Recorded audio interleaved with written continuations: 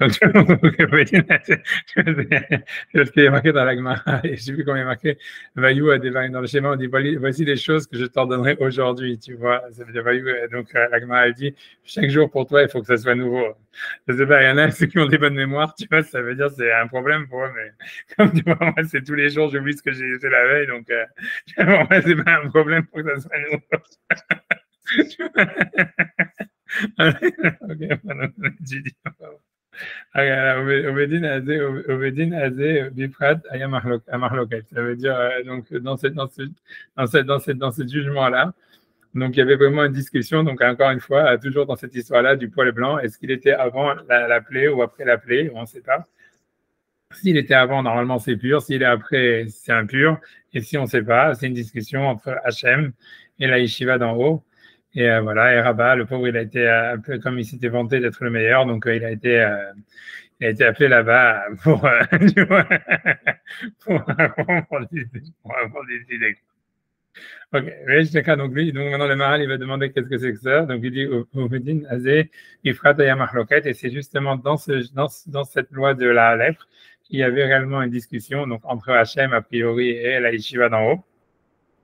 Yesh Deka Lehavin, il y a lieu pour toi de comprendre, dans la profondeur de la sagesse, qui a Negaim Bifrat, parce que c'est-à-dire les lèpres, les plaies de la lèpre, on va dire d'une manière spécifique, Enam Reuyim Shiyu Baolam. Ils ne devraient pas exister dans le monde. Ven Lahem Metziut Klal Mitzad Asmam. Et ils n'ont pas vraiment de quoi exister de par eux-mêmes. Ok, grosso modo, ce qui veut dire, c'est que ce n'est pas la règle. Ça veut dire, voilà, je finis le paragraphe, on va dire Hakshem Bain de Mikre Bilvad, c'est-à-dire ils viennent de manière accidentelle. Venam BSM, et donc c'est pas véritablement une maladie, quelque chose qui est en fait qui fait partie en réalité du monde. Et donc c'est pour ça que donc Hachem, qui soit béni, Hachem ou Merkouya Bametsiout, qui est celui au contraire qui est donc nécessaire dans l'existence est nécessaire pour l'existence du monde. C'est loin pour lui de comprendre, on va dire, quelque chose qui vient d'une manière accidentelle et qui n'est pas nécessaire à l'existence du monde. Puisque lui, il est au contraire quelque chose qui est nécessairement existant. Mais tout ce qui est en fait accidentel, je ne sais pas, il y a un mot mieux que ça en français, mais à chaque fois je l'oublie. Ça veut dire vraiment quelque chose qui est accidentel. Ça n'existe pas vraiment. Rak Bemikre, c'est uniquement, voilà, Bemikre Karas, c'est un accident qui est arrivé d'une manière, voilà, fortuite ou en tous les cas d'une manière, voilà, pour un moment spécifique, quoi, sporadique. Et Hachem Idbar, Meter et Safek Nega, c'est pour ça que Hachem lui pense qu'il aura une tendance, selon le Maharal, quoi, de dire que tout ce qui est douteux dans la plaie, c'est pur parce que pour Hachem, les plaies, ça n'existe pas vraiment. C'est des accidents, des accidents, des points de détail de l'histoire. Donc voilà, donc pour lui, hop, il passe dessus. L'Omar Shelon Nimsa Negazé, c'est-à-dire pour lui, il aura une tendance, c'est comme si Hachem il aurait une tendance à dire que la plaie n'existe pas. Qui Metsiuta d'avoir Mikre, puisque son existence elle est accidentelle. Mello Metsiut et Hachem Idvar, et ça n'existe pas véritablement par rapport à Hachem, puisque c'est quelque chose, voilà, encore une fois, de non. Voilà quoi, ça veut dire de non nécessaire, quoi. Puisque lui, il est l'existant nécessaire. Ok, alors tu vois, ça veut dire, je sais pas ce que okay, j'avance, tu vois. À mon avis, ce qu'il veut dire par là, c'est que la raison pour laquelle, en fait, les plaies de la lèpre sont pas vraiment, comment dire, ça veut dire, c'est intéressant de voir comment est-ce que voit la chose. Ça veut dire que normalement, on se dirait, ouais, la lèpre, c'est super grave. Et lui, en fait, il dit non, en fait, quand tu regardes la lèpre, on n'en meurt pas, tu vois. Tu vois, donc ça veut dire c'est un truc qui vient, qui va, tu vois, c'est comme une maladie de peau, quoi. C'est un truc, tu vois, qui ne veut pas vraiment aller plus loin qu'un truc, un problème, comment on appelle ça, dermatologique, quoi. Donc, tu vois, donc lui il dit que tout ce qui est dermatologique, tu vois, c'est pas, tu vois, c'est pas des vraies maladies, quoi. Et tu vois, c'est vrai, parce que l'idée de tout ça, c'est qu'on a l'impression, tu vois, parce que le Lachon Hara, la Gemara, elle dit le Lachon Hara, on en meurt, tu vois, c'est-à-dire, elle m'a dit, tu vois, c'est ça l'histoire, c'est qu'elle dit, tu vois, il y a trois Lachon Hara, ça dit trois personnes, celui qui le dit, celui qui est, sur lequel ça a été dit, celui qui l'écoute, et il y a plein d'exemples comme ça dans l'histoire, tu vois, c'est dans le Tanakh, principalement avec Shaoul, tu vois qu'il avait reçu du Lachon Hara sur David et que celui qui l'avait dit c'était Doeg, c'est le chef du Bedin parce qu'il était jaloux. Et donc à la fin, finalement, Doeg il est mort, Shaoul il est mort, David il est presque mort, quoi. Mais voilà, quoi, l'impact du Lachon Hara, en fait, il est gigantesque. Et c'est intéressant de regarder la lèpre. Et nous, on regarde toujours, la lèpre, c'est la punition la plus grave qu'il peut y avoir sur la Lachon Hara. Alors qu'en réalité, tu vois, ils semblent dire, ouais, en fait, tu vois, la lèpre, c'est super bénin par rapport, en fait. C'est comme si, tu vois, c'est très intéressant de regarder la chose comme ça, de dire, en fait, la lèpre, c'est comme, tu vois, c'est super bizarre. C'est parce que, c'est-à-dire, ce qui est intéressant, c'est parce qu'en fait, le type qui serait frappé de la lèpre, pour lui, ça serait la fin du monde, tu vois, en réalité. Parce qu'il se dit merde, tu vois, ça veut dire voilà, il doit séparer le hors du camp, il est machin, c'est la cata, tu vois, c'est assez, ça doit être assez traumatique, quoi. Mais ça veut dire, grosso modo, ça veut dire que quand on dit du Lachon Hara, nous, on n'a pas du tout l'impression qu'on dit quelque chose de grave, qu'on fait quelque chose de mauvais, etc. Mais d'ailleurs, le mot lèpre, il faut traduire ça. C'est pas une bonne traduction, je regrette. Hein. La lèpre, d'abord, il y a une lèpre qui est deux types de lèpre. Il y a une qui est très contagieuse et une qui ne l'est pas du tout. Effectivement, il y a deux types de lèpre. Donc, il faut savoir quel type de lèpre c'est d'abord, si on veut bien traduire. Ouais, non, c'est clairement, c'est intraduisible, moi. C'est un vitiligo, c'est un mélange de vitiligo, c'est un mélange de pelade, c'est un mélange de plein de lésions dermatologiques. Ouais, non, Mais donc c'est pas. c'est clairement pas de la lèpre, c'est clairement pas. C'est quelque chose d'irrationnel en fait. Le Ouais. tsarat, c'est quelque chose d'irrationnel. Donc on va pas traduire par quelque chose de rationnel. Oui, non, je suis d'accord, c'est une mauvaise traduction, mais disons, okay, je ne sais pas qu'est-ce qu'on pourrait traduire, tu vois. Passons à autre chose. Et soignons-nous. On va dire que c'est une maladie de peau, quoi. C'est une maladie de peau. Voilà, j'en sais rien, peu importe. Ok, mais voilà. Mais à mon avis, ce qu'il veut dire par là, c'est qu'au niveau, ce qui est intéressant, à mon avis, quand il met la lèpre comme ça, comme étant quelque chose, en fait, qui a aucune, tu vois, comme étant quelque chose qui est très secondaire, comme quelque chose qui est, il dit pour Hachem, ça n'existe pas vraiment parce qu'il dit, en fait, c'est quoi l'impact de la lèpre? En fait, c'est nul. En fait, c'est un impact, il est psychologique. Parce que le type va pas en mourir, par exemple, tu vois, le type, il va être traumatisé parce que voilà, il est retiré de sa maison, etc., etc. Même, tu vois, sa maison, elle doit être brûlée, ou tu vois, c'est tout ce qu'il a, ça doit être brûlé et compagnie. Mais à la fin, en fin de compte, tu vois, ça veut dire il y a pas mort d'homme, on va dire. Et puis en plus, voilà, ça veut dire ok, il est hors du camp et que ça va se guérir un jour ou l'autre, tu vois, il y a pas de cas, on n'a pas l'impression. Mais il y a des types qui semblaient qu'ils avaient la lèpre toute leur vie, quoi. Mais bon, mais même, tu vois, ça veut dire a priori. Voilà, big deal, grosso modo, tu vois, ça veut dire pour Hachem, c'est ok, c'est une maladie de peau, c'est un problème, mais c'est un problème secondaire par rapport aux histoires de la vie, quoi. Mais est-ce que ça veut dire, moi, à mon avis, ça veut dire, en fait, que c'est mis en opposition à la Lachon Hara, c'est-à-dire que dans la Lachon Hara, nous, on a l'impression qu'en fait, qu'est-ce qu'on a dit, on n'a rien dit, tu vois, c'est pas grave, c'est simplement des propos, tu vois, comme ça, pour passer le temps, pour meubler et tout, et que, en réalité, en fait, on a fait un super impact. Et en fait, là, on a fait vraiment quelque chose de très grave, quoi. Et ça serait l'idée, le message derrière, ça serait de dire comment est-ce que l'homme, en fait, il est complètement, ça veut dire, ça veut dire, il a vraiment du mal à comprendre qu'est-ce qui est important, qu'est-ce qui est secondaire, quoi. Et que la lèpre, elle serait là pour montrer ça, de dire, voilà, toi, tu vois, t'as la lèpre, t'es hors du camp, t'es machin, blablabla, tout ça, on brûle tes choses et tout, et pour toi, c'est la fin du monde et tout. Et toi, tu crois que ça y est, tu vois, c'est un truc super grave, alors qu'en réalité, ok, tu vois, ça va passer, tu vas qu'à faire tes chouvas, tu vas repartir ta thune, tu vas, j'en sais rien, tu vois ce que je veux dire. Ça veut dire, voilà, quoi, tu vois, personne n'est mort, tu vois. Et par contre, là, quand on a dit Lachon Hara, tu as fait un super impact et tout ça, peut-être la personne maintenant, tu vas quoi, selon l'Agmara, tu vois, c'est clairement, tu le tues, ça veut dire, si tu fais de la dépression, tu vois, c'est comme tu vois, comme je dis toujours l'histoire de Myriam quand elle a dit Lachon Hara sur Moshe, quoi. C'est-à-dire que en disant ça, elle a eu un impact gigantesque, tu vois, sur la vie de Moshe, etc., et sur la vie de Tzipora, parce qu'en fait, elle a créé le problème, quoi, ou en tous les cas, elle a rendu le problème plus grave. Et donc voilà, mais tu vois, c'est clair que Myriam, quand elle a parlé, elle pensait pas du tout que c'était important ce qu'elle disait, tu vois, ou qu'en tous les cas, ça allait avoir un impact négatif. Elle a créé les explorateurs en plus. Nassé Venishma, s'ils avaient dit Nassé Venishma, moi je l'avale pas encore. Hein. Ouais, d'accord, ouais, mais bon.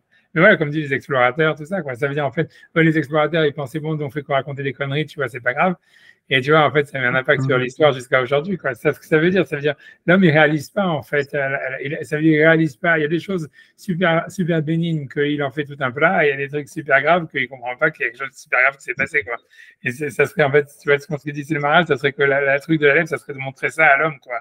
Ça veut dire que, en fait, ça veut dire son focus, ça veut dire sa manière, tu vois, sa perspective d'envisager les choses dans le monde, entre ce qui est important et ce qui est secondaire, est super, en fait, faux, quoi, et super super faussée, quoi. C'est-à-dire, on donne de l'importance à des choses super secondaires et des choses super importantes, on a complètement, ça veut dire, on se rend pas du tout compte quand on a, de ce qu'on fait, quoi. Un truc comme ça, tu vois, je sais pas. C'est intéressant, ça veut dire, est-ce que dans la Gemara, on a l'impression que la lèvre, c'est au contraire une super grosse punition.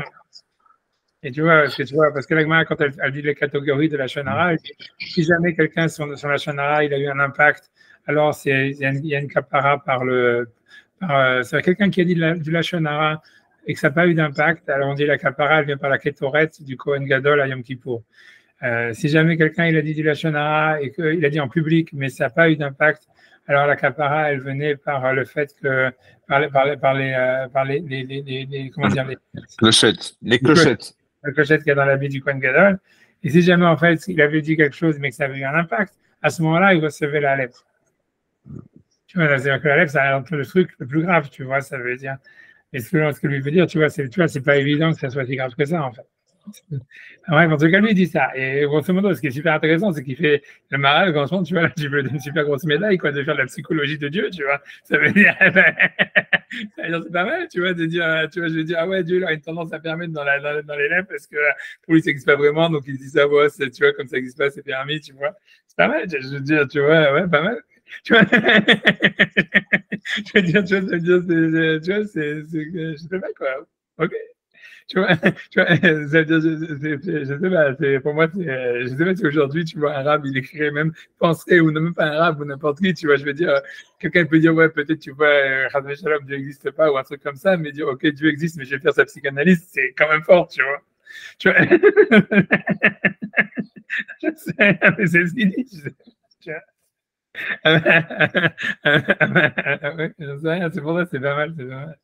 Ah machin, mais tu t'as dit, parce qu'il veut expliquer la Gemara, c'est pour ça qu'il est, tu vois, dans ce truc-là. Ok, tu vois, mais c'est quand même étrange, tu vois. Franchement, c'est étrange, c'est hyper osé en tous les cas. Hein. Tu vois, ça veut dire, tu vois, je veux dire, c'est comment tu peux dire, Dieu, il a une tendance à permettre parce qu'en fait, tu vois, tu dis ça sur un arabe, tu vois, tu dis, ouais, ce arabe, il a une tendance à permettre parce que, tu vois, pour lui, il n'envisage pas ses problèmes comme ça. Tu vois, en général, c'est surtout choquant quand toi-même, tu es un décisionnaire anarchique, tu vois, et que tu sais comment tu juges tes collègues. Et donc, et que tu vois, t'as vraiment l'impression que tu vois que lui, tu vois, il applique, tu vois, que soit ce que tu penses sur tu vois, je sais pas, à son époque, il devait y avoir le Rama où il y en avait plein d'autres, tu vois, et qu'entre eux, ils devaient penser ça les uns des autres, tu vois, sur ce truc-là. Tu vois, moi, je sais, tu vois, tu dis plein de fois, tu vois, moi, tu vois, Gerald Feinstein, il était super marmire sur des trucs de santé et tout ça. Je me dis toujours, ouais, c'est parce que lui, il a une super santé, donc il comprend pas c'est quoi d'être malade, donc il aura toujours une tendance à dire, ouais, ça c'est interdit. Tu vois, un mec qui a une constitution plus faible et tout ça, il va toujours avoir un côté, tu vois, tu vois, c'est les manières que tu fais, quand tu commences à. C'est pas super de faire ça déjà quand tu vas analyser la décision d'arabe. Normalement, tu vas te dire, non, le type il est le plus objectif possible, etc. Tu vois, mais appliquer ça à Hachem, tu vois, c'est encore tu vois, step forward, tu vois, c'est vraiment, je sais pas, franchement, c'est beau. Je pense que lui, il voulait vraiment pas aller dans la yeshiva d'en haut, donc il a dit, ok, je vais montrer que, je pense que là, Hachem, il va pas vouloir de moi. Il va me laisser tranquille. Je n'aurais pas le destin funeste de Rabat. J'imagine que c'est ça, je ne sais pas, tu vois. Avalcha, mais tu t'as de Kia, mais ça veut dire, mais ça veut dire, tu vois, le reste de la yeshiva d'en haut, Hachahem, Sharim, donc qui eux sont moins, ça veut dire, ils auraient pu ne pas exister, grosso modo, c'est-à-dire, voilà, les êtres humains, même tout ça, ils sont remplaçables, ils auraient pu ne pas exister, contrairement à Hachem. Maintenant, Mechuyavim Pe'atzmam, ça veut dire ils sont pas vraiment, c'est-à-dire voilà, ils sont pas une existence nécessaire, au contraire, tu vois ce que je veux dire. Même on en a, tu vois, c'est-à-dire grosso modo les rabbanim en eux-mêmes, c'est le principal de ceux qui n'auraient pas pu exister, qui auraient pu ne pas exister, quoi, grosso modo. Ça veut dire l'idée, c'est tu vois, c'est puisqu'on dit chaque Talmid Chacham est différent, chaque Talmid Chacham a sa vision de la Torah, etc. Donc ça veut dire, au fond, c'est celui qui est, tu vois, ça veut dire celui qui écrit un Talmid Chacham, c'est celui qui écrit une partie de la Torah qui n'aurait pas été écrite sans lui. Donc, ça veut dire une partie qui aurait pu ne pas exister, quoi. non, c'est vrai, c'est ça le truc, tu vois. Donc, il dit, donc lui, pour eux, la lèvre, pour lui, il veut dire, eux, ils ont une tendance à être marmire parce que tout ce qui est de l'ordre du truc, justement, qui pourrait ne pas exister, pour eux, c'est super important, quoi. Donc, c'est ce qu'il dit, tu vois. Donc, de connaître l'âme d'avoir chez Omicré, ça veut dire pour eux, tu vois, quelque chose qui est, tu vois, qui aurait pu ne pas exister, comme la lèvre, que moi, Negaïm. Kiloen la Metsiout classe, c'est pas considéré comme quelque chose qui n'existait pas, ça ils ont une tendance à donner une super importance à ça. Harakesh la Metsiout Islam, c'est quelque chose qui existe beaucoup chez eux. Kena Mechouyavé Metsiout, ça veut dire qu'ils sont eux-mêmes, tu vois, c'est-à-dire eux, ils sont ceux qui sont, voilà, dont l'existence, tu vois, on va dire, est facultative, on va dire. Donc, pour eux, la lèpre, comme c'est un élément facultatif, ils ont une tendance à porter beaucoup d'importance à ça et donc à impurifier. C'est ce qu'ils disent. Donc, c'est pour ça qu'ils impurifient dans le doute. Shema Beretayanimta, parce que, en fait, peut-être qu'en fait, c'est vrai que la lèpre, elle était là avant. Ok, bah, tu vois, je sais pas exactement. Franchement, tu vois, je sais pas, honnêtement, tu vois, je dis rien parce que c'est le Maharal, mais bon, tu vois, pour moi, je trouve ça quand même, tu vois, super osé. Hein. Tu vois, un crabat,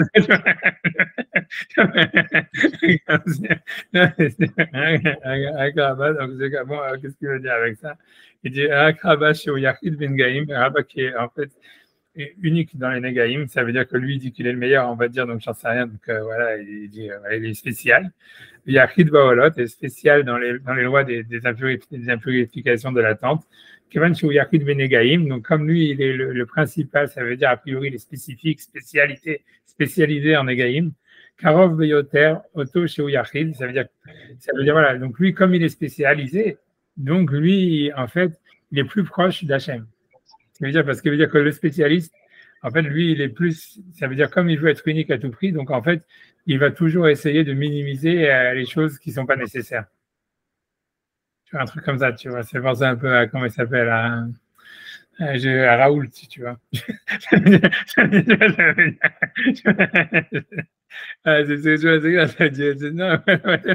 c'est un truc comme ça. Il veut dire, comme le mec, il veut être unique, il veut être spécial et tout. Donc, en fait, en général, tu vois, il va essayer de regarder tout ce qui lui paraît, tu vois. Ça veut dire, voilà, quoi. Il va regarder que les choses qui sont vraiment nécessaires. Je ne sais pas exactement, enfin, bref, peu importe, tu vois. Mais c'est ce qu'il dit, c'est ce qu'il dit, en tout cas. Je sais pas, t'as enlevé ton micro, je t'entends pas. Je ne sais pas si Raoult, c'est vraiment le bon exemple de. Non, je sais rien, mais bon. Lui a tendance à se prendre pour Dieu. C'est pas Rabat, quoi. Oui, non, non, mais c'est ce que lui dit. Je ne sais pas, lui, on a l'impression qu'il veut dire qu'être un spécialiste, ça veut dire être unique, être un spécialiste, ça va te rapprocher de, en fait, on voit ça. Ça veut dire que plus quelqu'un, en fait, il est spécialiste, plus, en fait, moins il fait attention aux trucs secondaires, tu vois. Ça veut dire, il regarde, tu vois, plus dans le. C'est-à-dire, il s'en fout des détails, tu vois, grosso modo. C'est clair, tu vois, je sais pas, tu vas voir je sais pas, tu vas voir comment dire, je sais pas, tu vas voir un médecin normal, un médecin généraliste, il va commencer à s'occuper de tous les trucs. Ah, voilà, tu veux pas un médicament pour ton nez, tu veux pas un médicament pour ci, tu veux pas un médicament pour ça. Et tu vas avoir un spécialiste, le spécialiste, lui, tu vois, il est venu, il va poser une question, tu vois, super important. Il s'en fout de tous les détails, de comment ça va se passer, si le type, à cause de ça, il va avaler sa couronne ou j'en sais rien, tu vois. Ça veut dire, tu vois, il regarde, tu vois, ça veut dire, il regarde le truc qui l'intéresse et tout ce qui n'est pas nécessaire, il s'en fiche un peu, quoi. Ça peut être assez. Il faut jamais se repérer par les patrons. Oui. Ils en ont rien à foutre, en fait. Ils sont que focusés sur le truc. Effectivement, ils ne regardent pas le malade, ils regardent que leurs problématiques à eux. Et... mais c'est ce qu'il dit. Ça se passe très mal pour le patient, quoi. Il faut prendre un mec moyen qui va faire gaffe à tout, qu'un mec qui se croit le patron et qui va. Mais c'est ce qu'il dit le Maharal, tu vois, ça veut dire, c'est ce qu'il dit. Il dit que Rabat, à cause de ça, comme il dit, je suis un spécialiste. Donc lui, il s'intéresse simplement à arrêter les trucs essentiels. Et donc finalement, ça le rapproche d'Hachem, et donc ça le rapproche de la mort, quoi. Tu vois, c'est ce que ça veut dire, quoi. Tu vois, ça veut dire parce que tu vois, ça n'intéresse pas tout ce qui se passe, tu vois vraiment les détails des choses et tout ça, etc. Donc en fait, voilà, donc c'est ce que ça veut dire. Il est trop omnubilé par sa problématique et compagnie, et donc voilà, ça le rapproche d'Hachem, quoi. Mais voilà, ça serait ça l'idée. Tu vois, c'est ton micro est encore fermé, hein, je sais pas pourquoi. Je disais rien. Ah, d'accord, ok, d'accord. Bon, ok. Attendez, c'est moi, je fais quand même petit les haïms parce que jusqu'à maintenant, j'étais sans alcool. Bon, bah, bon.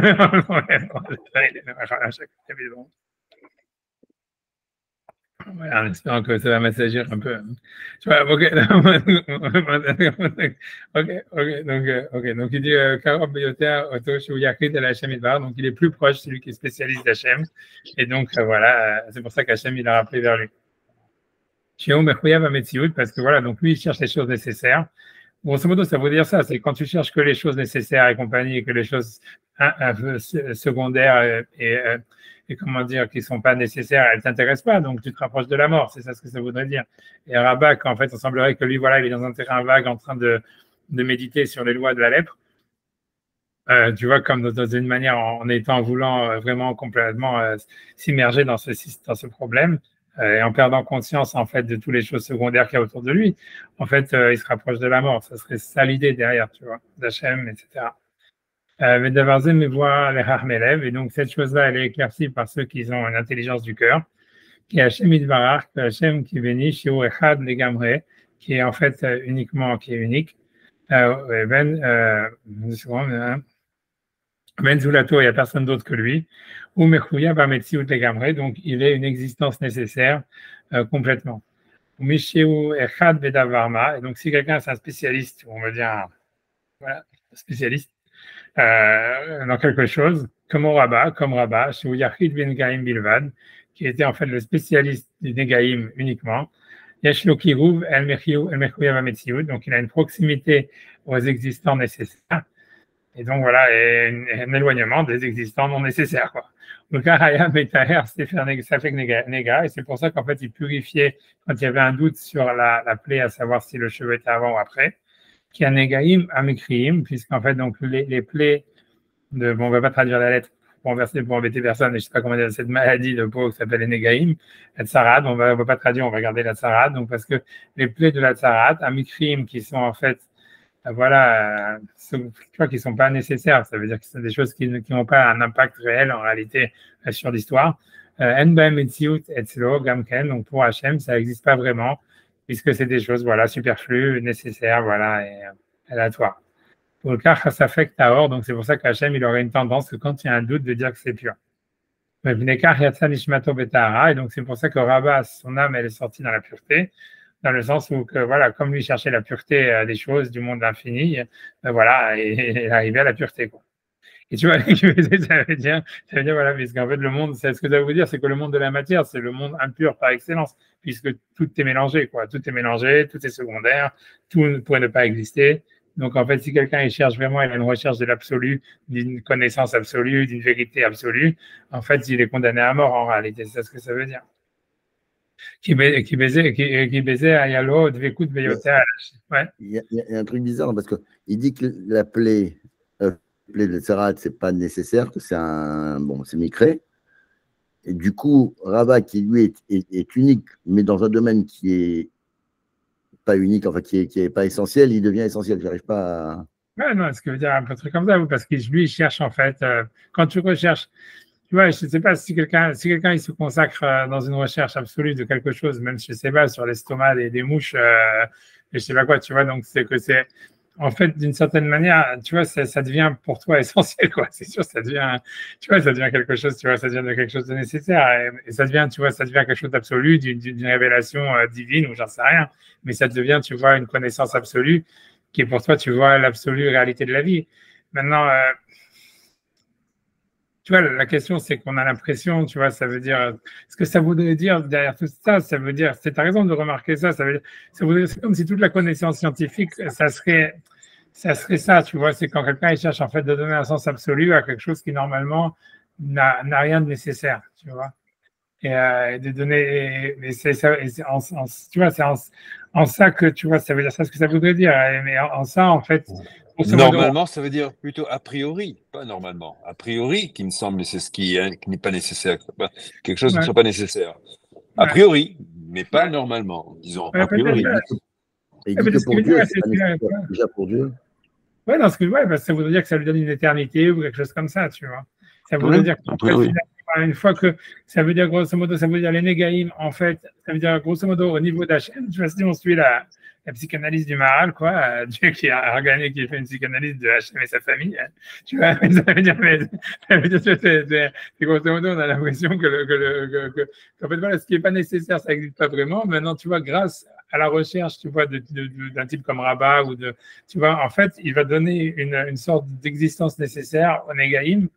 Et si tu veux, et ça le rapproche d'Hachem d'un côté, et d'un autre côté, pour Hachem, ça donne un sens au monde, quoi. C'est-à-dire, c'est comme si les Négaïm à la base, en tant que réalité, ils n'ont pas tellement de sens pour Hachem parce qu'ils pourraient exister ou ne pas exister. Au fond, finalement, ils n'ont pas d'impact parce que c'est pas une maladie mortelle et c'est pas une maladie dont on guérit. Ou même si on n'en guérit pas, en fait, voilà quoi, c'est plus un impact psychologique, on va dire, que physique. Mais ça veut dire qu'en fait, donc voilà, donc ça devrait être un truc, tu vois, qui est pour Hachem, c'est absurde, on va dire. Et même, tu vois, mais qu'en fait, ce qui va donner un sens au Négaïm au niveau d'Hachem, c'est le fait qu'il y a un type comme Rabbah, que lui, il va chercher une vérité absolue dedans, et que grâce à ça, ok, lui en lui-même, il meurt, on va dire, en faisant ça, parce qu'en fait, il se détache de la vie dans sa globalité, dans tout ce qu'elle a de superflu, tu vois, ça veut dire, voilà, de non nécessaire et tout ça. Mais d'un autre côté, en fait, il donne un sens éternel au sujet qu'il est en train d'étudier, quoi, un truc comme ça, tu vois, ça serait ça l'idée. Et que pour Hachem, maintenant, si tu veux, les Négaïm, grâce à Rabbah, ça devient une réalité. Ça devient une réalité qui a un sens. Tu vois, un truc comme ça, tu vois. Mais ça se fait au détriment du fait que Rabbah, grosso modo, lui, il meurt, tu vois. C'est-à-dire, il est obligé de progressivement se tuer pour arriver à, tu vois, pour ça, quoi. Mais, et que pour lui, c'est une recherche derrière tout ça, une recherche de pureté, quoi, absolue. C'est ce que ça voudrait dire, tu vois. C'est tout, tu vois. C'est un truc comme ça. Peut-être, tu vois, je sais pas. Non, non. Honnêtement, je sais pas exactement, tu vois. C'est difficile, tu vois. Qu'est-ce que tu veux que je te dise, tu vois, c'est super difficile, tu vois. Voilà, je me rappelle le mot français maintenant, c'est contingent, tu vois. Je veux dire micré, tu vois, c'est comme ça qu'on traduit. Mais tu vois, ça veut dire que c'est très difficile de comprendre, tu vois, en fait, tu vois, ce qui est contingent dans l'univers, quoi. Ça reste très mystérieux, tu vois. C'est-à-dire, tu vois, c'est comme dit le Rambam, comment ça se fait qu'il y a des gens qui ont beaucoup de cheveux, des gens qui n'ont pas de cheveux, des gens qui ont, tu vois, tu vois, ça veut dire, c'est un truc, tu vois, ça veut dire, c'est le mec, le philosophe qui arrive à trouver un sens là-dedans, il est super fort, tu vois ce que je veux dire. Ouais, il faut bien faire travailler les dermatologues, hein. Oui, voilà. C'est très peu connu, mais on peut garder, mais il suffit de consulter. Oui, non, Ouais, c'est clair. Non, mais c'est clair que ce qui est contingent en réalité, c'est une manière en réalité, tu vois, comme je dis une fois, je ne sais pas si je l'ai raconté cette anecdote, j'ai dû la raconter, mais je l'ai rappelé, comme vous l'avez oublié, je la raconte encore une fois. C'est pas très amusant, c'est une anecdote normale. C'est, tu vois, que moi j'étais à la Yeshiva et compagnie, tu vois, un truc bidule, et bon, je vais à New York, je sais plus pourquoi. Et dans le bus, tu vois, il y a un type, tu vois, qui était avec moi à la Yeshiva avant, tu vois, et je lui dis, ouais, qu'est-ce que tu fais et tout. Et elle me dit, ouais, je suis diamantaire sur la 47e rue, tu vois, la 47e rue, c'est là où il y a, tu vois, tout. Ah, ok, truc bidule, et je leur demande qu'est-ce qu'il fait, qu'est-ce qu'il vend, qu'est-ce qu'il truc, blablabla, blablabla. Et tu vois, et bon, bref, et tu vois, parce que c'est la gémologie, c'est compliqué, tu vois, enfin, c'est des trucs, etc. Tu vois, il me dit à la fin, tu vois, je lui demande tu vois, comment est-ce qu'il fait son business, comment ça marche et tout ça, etc. Puis il m'a dit, mais tu comprends pas, en fait, toute cette histoire-là de la gémologie, que les femmes, elles veulent des diamants et tout ça, etc. C'est simplement parce qu'Hachem, il a voulu donner la part d'Assa au diamantaire. Tu vois. C'est-à-dire, en fait, ça n'a pas de sens du tout. Ça veut dire, il y a aucune. Ça veut dire, pourquoi cette fille, elle n'est pas plus belle qu'une autre, du tout, etc., etc. Simplement, tu vois, en fait, Hachem, il a voulu donner une part d'Assa au diamantaire, donc il a fait qu'il y a tout ça, tu vois. Mais au fond, c'est complètement, tu vois. Mais c'est un peu ce que tu dis. Ça veut dire, voilà. En fait, il fallait donner une part d'Assa au Kohanim, qu'eux, c'est les docteurs de la Tsarat, si tu veux. Ils s'ennuyaient toute la journée, personne n'allait les payer ni rien. Ok, alors, ok, on va mettre la Tsarat, comme ça, voilà. C'est un truc qui donne la part d'Assa au Kohanim, quoi. C'est un peu c'est ce que tu dis, quoi. C'est vrai, mettre des pierres, se décorer de pierres, c'est vrai, c'est un peu. Faut vraiment. Ouais, non, voilà, mais je Il y en a qui les jettent dessus des pierres, mais. Ouais, mais donc, voilà, c'est tout, quoi. C'est comme si tu disais, voilà. Bon, peu importe, qu'est-ce que tu veux que je te dise, j'en sais rien, tu vois. Ça veut dire. C'est sûr que Rabat, il cherche pas il cherche, tu vois, à trouver un sens, tu vois, fondamental, dans des choses qui sont normalement pas, voilà, qui sont pas nécessaires. Maintenant, c'est vrai qu'en fait, a priori, on pourrait leur donner un sens simplement, comment dire, tu vois, mécanique par rapport aux autres choses, tu vois. Je sais pas, mais enfin ouais, mais c'est sûr que tout ce qui est aléatoire, c'est philosophiquement très difficile comment dire, à réfléchir, tu vois, c'est-à-dire surtout quand on est religieux. Et voilà, Maïmonide, il a eu beaucoup de problèmes avec ça. Ça veut dire, tu vois, pour lui, tu vois, parce que surtout que lui, il était conscient qu'en fait, parce que ça, quand on part sur le type qui a des cheveux ou pas beaucoup de cheveux, on peut dire, OK, ça, c'est un truc, mais ça veut dire, pour lui, il est conscient que même dans le cosmos, ça veut dire, c'est clair qu'il y a plein d'étoiles, plein de galaxies et compagnie, que tu vois, ça sent strictement rien tu vois, à ce qui se passe ici, et qu'elles ont l'air d'avoir été créées complètement, tu vois, d'une manière, ça veut dire, faut dire fortuite ou aléatoire, etc. Et tu vois, c'est difficile à comprendre, tu vois, ça veut dire, c'est très difficile d'envisager qu'en fait, toute chose aurait vraiment une nécessité absolue, même si on pense que c'est Hachem qui les a créés. Et voilà, quoi. Mais a priori, tu vois, ce que le Maral, il veut proposer là-dedans, ce serait de dire, le mec, en fait, qui devient, ça, tu vois, un astrophysicien et qui met toute sa vie à se consacrer à l'astrophysique, en réalité, parce que pour lui, il a consacré sa vie à ça, en réalité, il a donné un sens à l'astrophysique. Tu vois, tu vois, et il s'est rapproché d'Hachem en faisant ça, quoi, parce qu'il a cherché une vérité absolue là-dedans. Ça serait ça l'idée. Ça rapporte moins que les diamants. Hein. Ouais, c'est un peu comme les diamants, quoi. C'est un peu le même genre que les. Oui, mais ça rapporte beaucoup moins. Ouais. Parce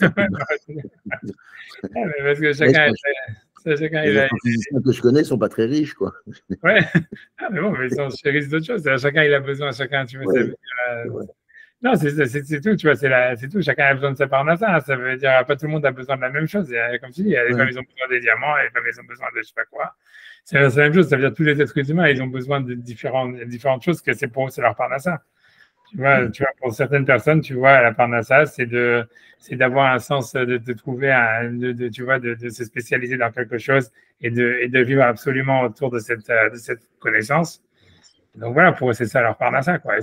Et dans le sens, ce serait que, en fait, Hachem, il a créé cette chose-là, un peu comme l'histoire du diamantaire, pour que eux, c'est eux qui, ça veut dire, ça donne un sens à leur vie. Dans ce sens-là, la chose, maintenant, elle a un sens absolu. Mais voilà, c'est un truc comme ça. C'est ce que lui, il voudrait dire, tu vois. C'est dans cette histoire-là que lui, il voudrait dire. Ah non, je sais pas, tu vois. Je suis pas convaincu, comme d'habitude. Je sais pas, Nélo, tu vois, c'est difficile, c'est difficile. C'est difficile, tu vois, je sais pas. Je sais pas, non, non, ah non, non. Ah non. Ah non, non, ah non, non. Tu vois, ça veut dire, je sais pas. Ça veut dire, c'est sûr que c'est compliqué de comprendre pourquoi. C'est dire, voilà, quoi. Le monde aurait pu exister différemment, c'est sûr. Et il y a plein de choses qu'on a l'impression, ça veut dire que certainement elles existent pour rien. Enfin, elles auraient pu ne pas exister, comme il dit lui-même, les rabbinim, les êtres humains, tout ça. Et tu vois, la question est de savoir vraiment, tu vois, voilà, est-ce que la question elle se pose de se dire pourquoi elles existent ou tu vois ou pas ou tu vois des trucs comme ça, je sais pas. I don't know, tu vois, c'est compliqué, je sais pas. I don't know, I don't know. J'en sais rien. On sait qu'il y avait. On m'entend? Je t'entends. Oui. Je pensais qu'il y avait un principe dans la Torah, enfin que tout ce qui était inscrit, marqué dans la Torah avait une metsiout, quoi. C'est-à-dire que bon, quelque part, ce qui n'est pas inscrit, ce qui n'est pas marqué dans la Torah, là, ça serait vraiment contingent. On peut supposer quand même que la Torah, enfin, ce qu'il y a, c'est le plan de la création. À ce moment-là, pour la création, vis-à-vis de la création, c'est parfait. On ne devrait pas remettre en question des mots qui sont inscrits dans la Torah. Ils ont forcément, je veux dire, par principe, il y a une shlemut, il y a quelque chose de parfait, il y a une perfection, il y a quelque chose en fait où tout est. Alors bien sûr, il y a des choses, qui sont dans la Torah et on pourrait s'en passer, quoi. C'est sûr que, je sais pas, si on fait pas de conneries, on n'est pas lépreux, on sera pas marqué, etc.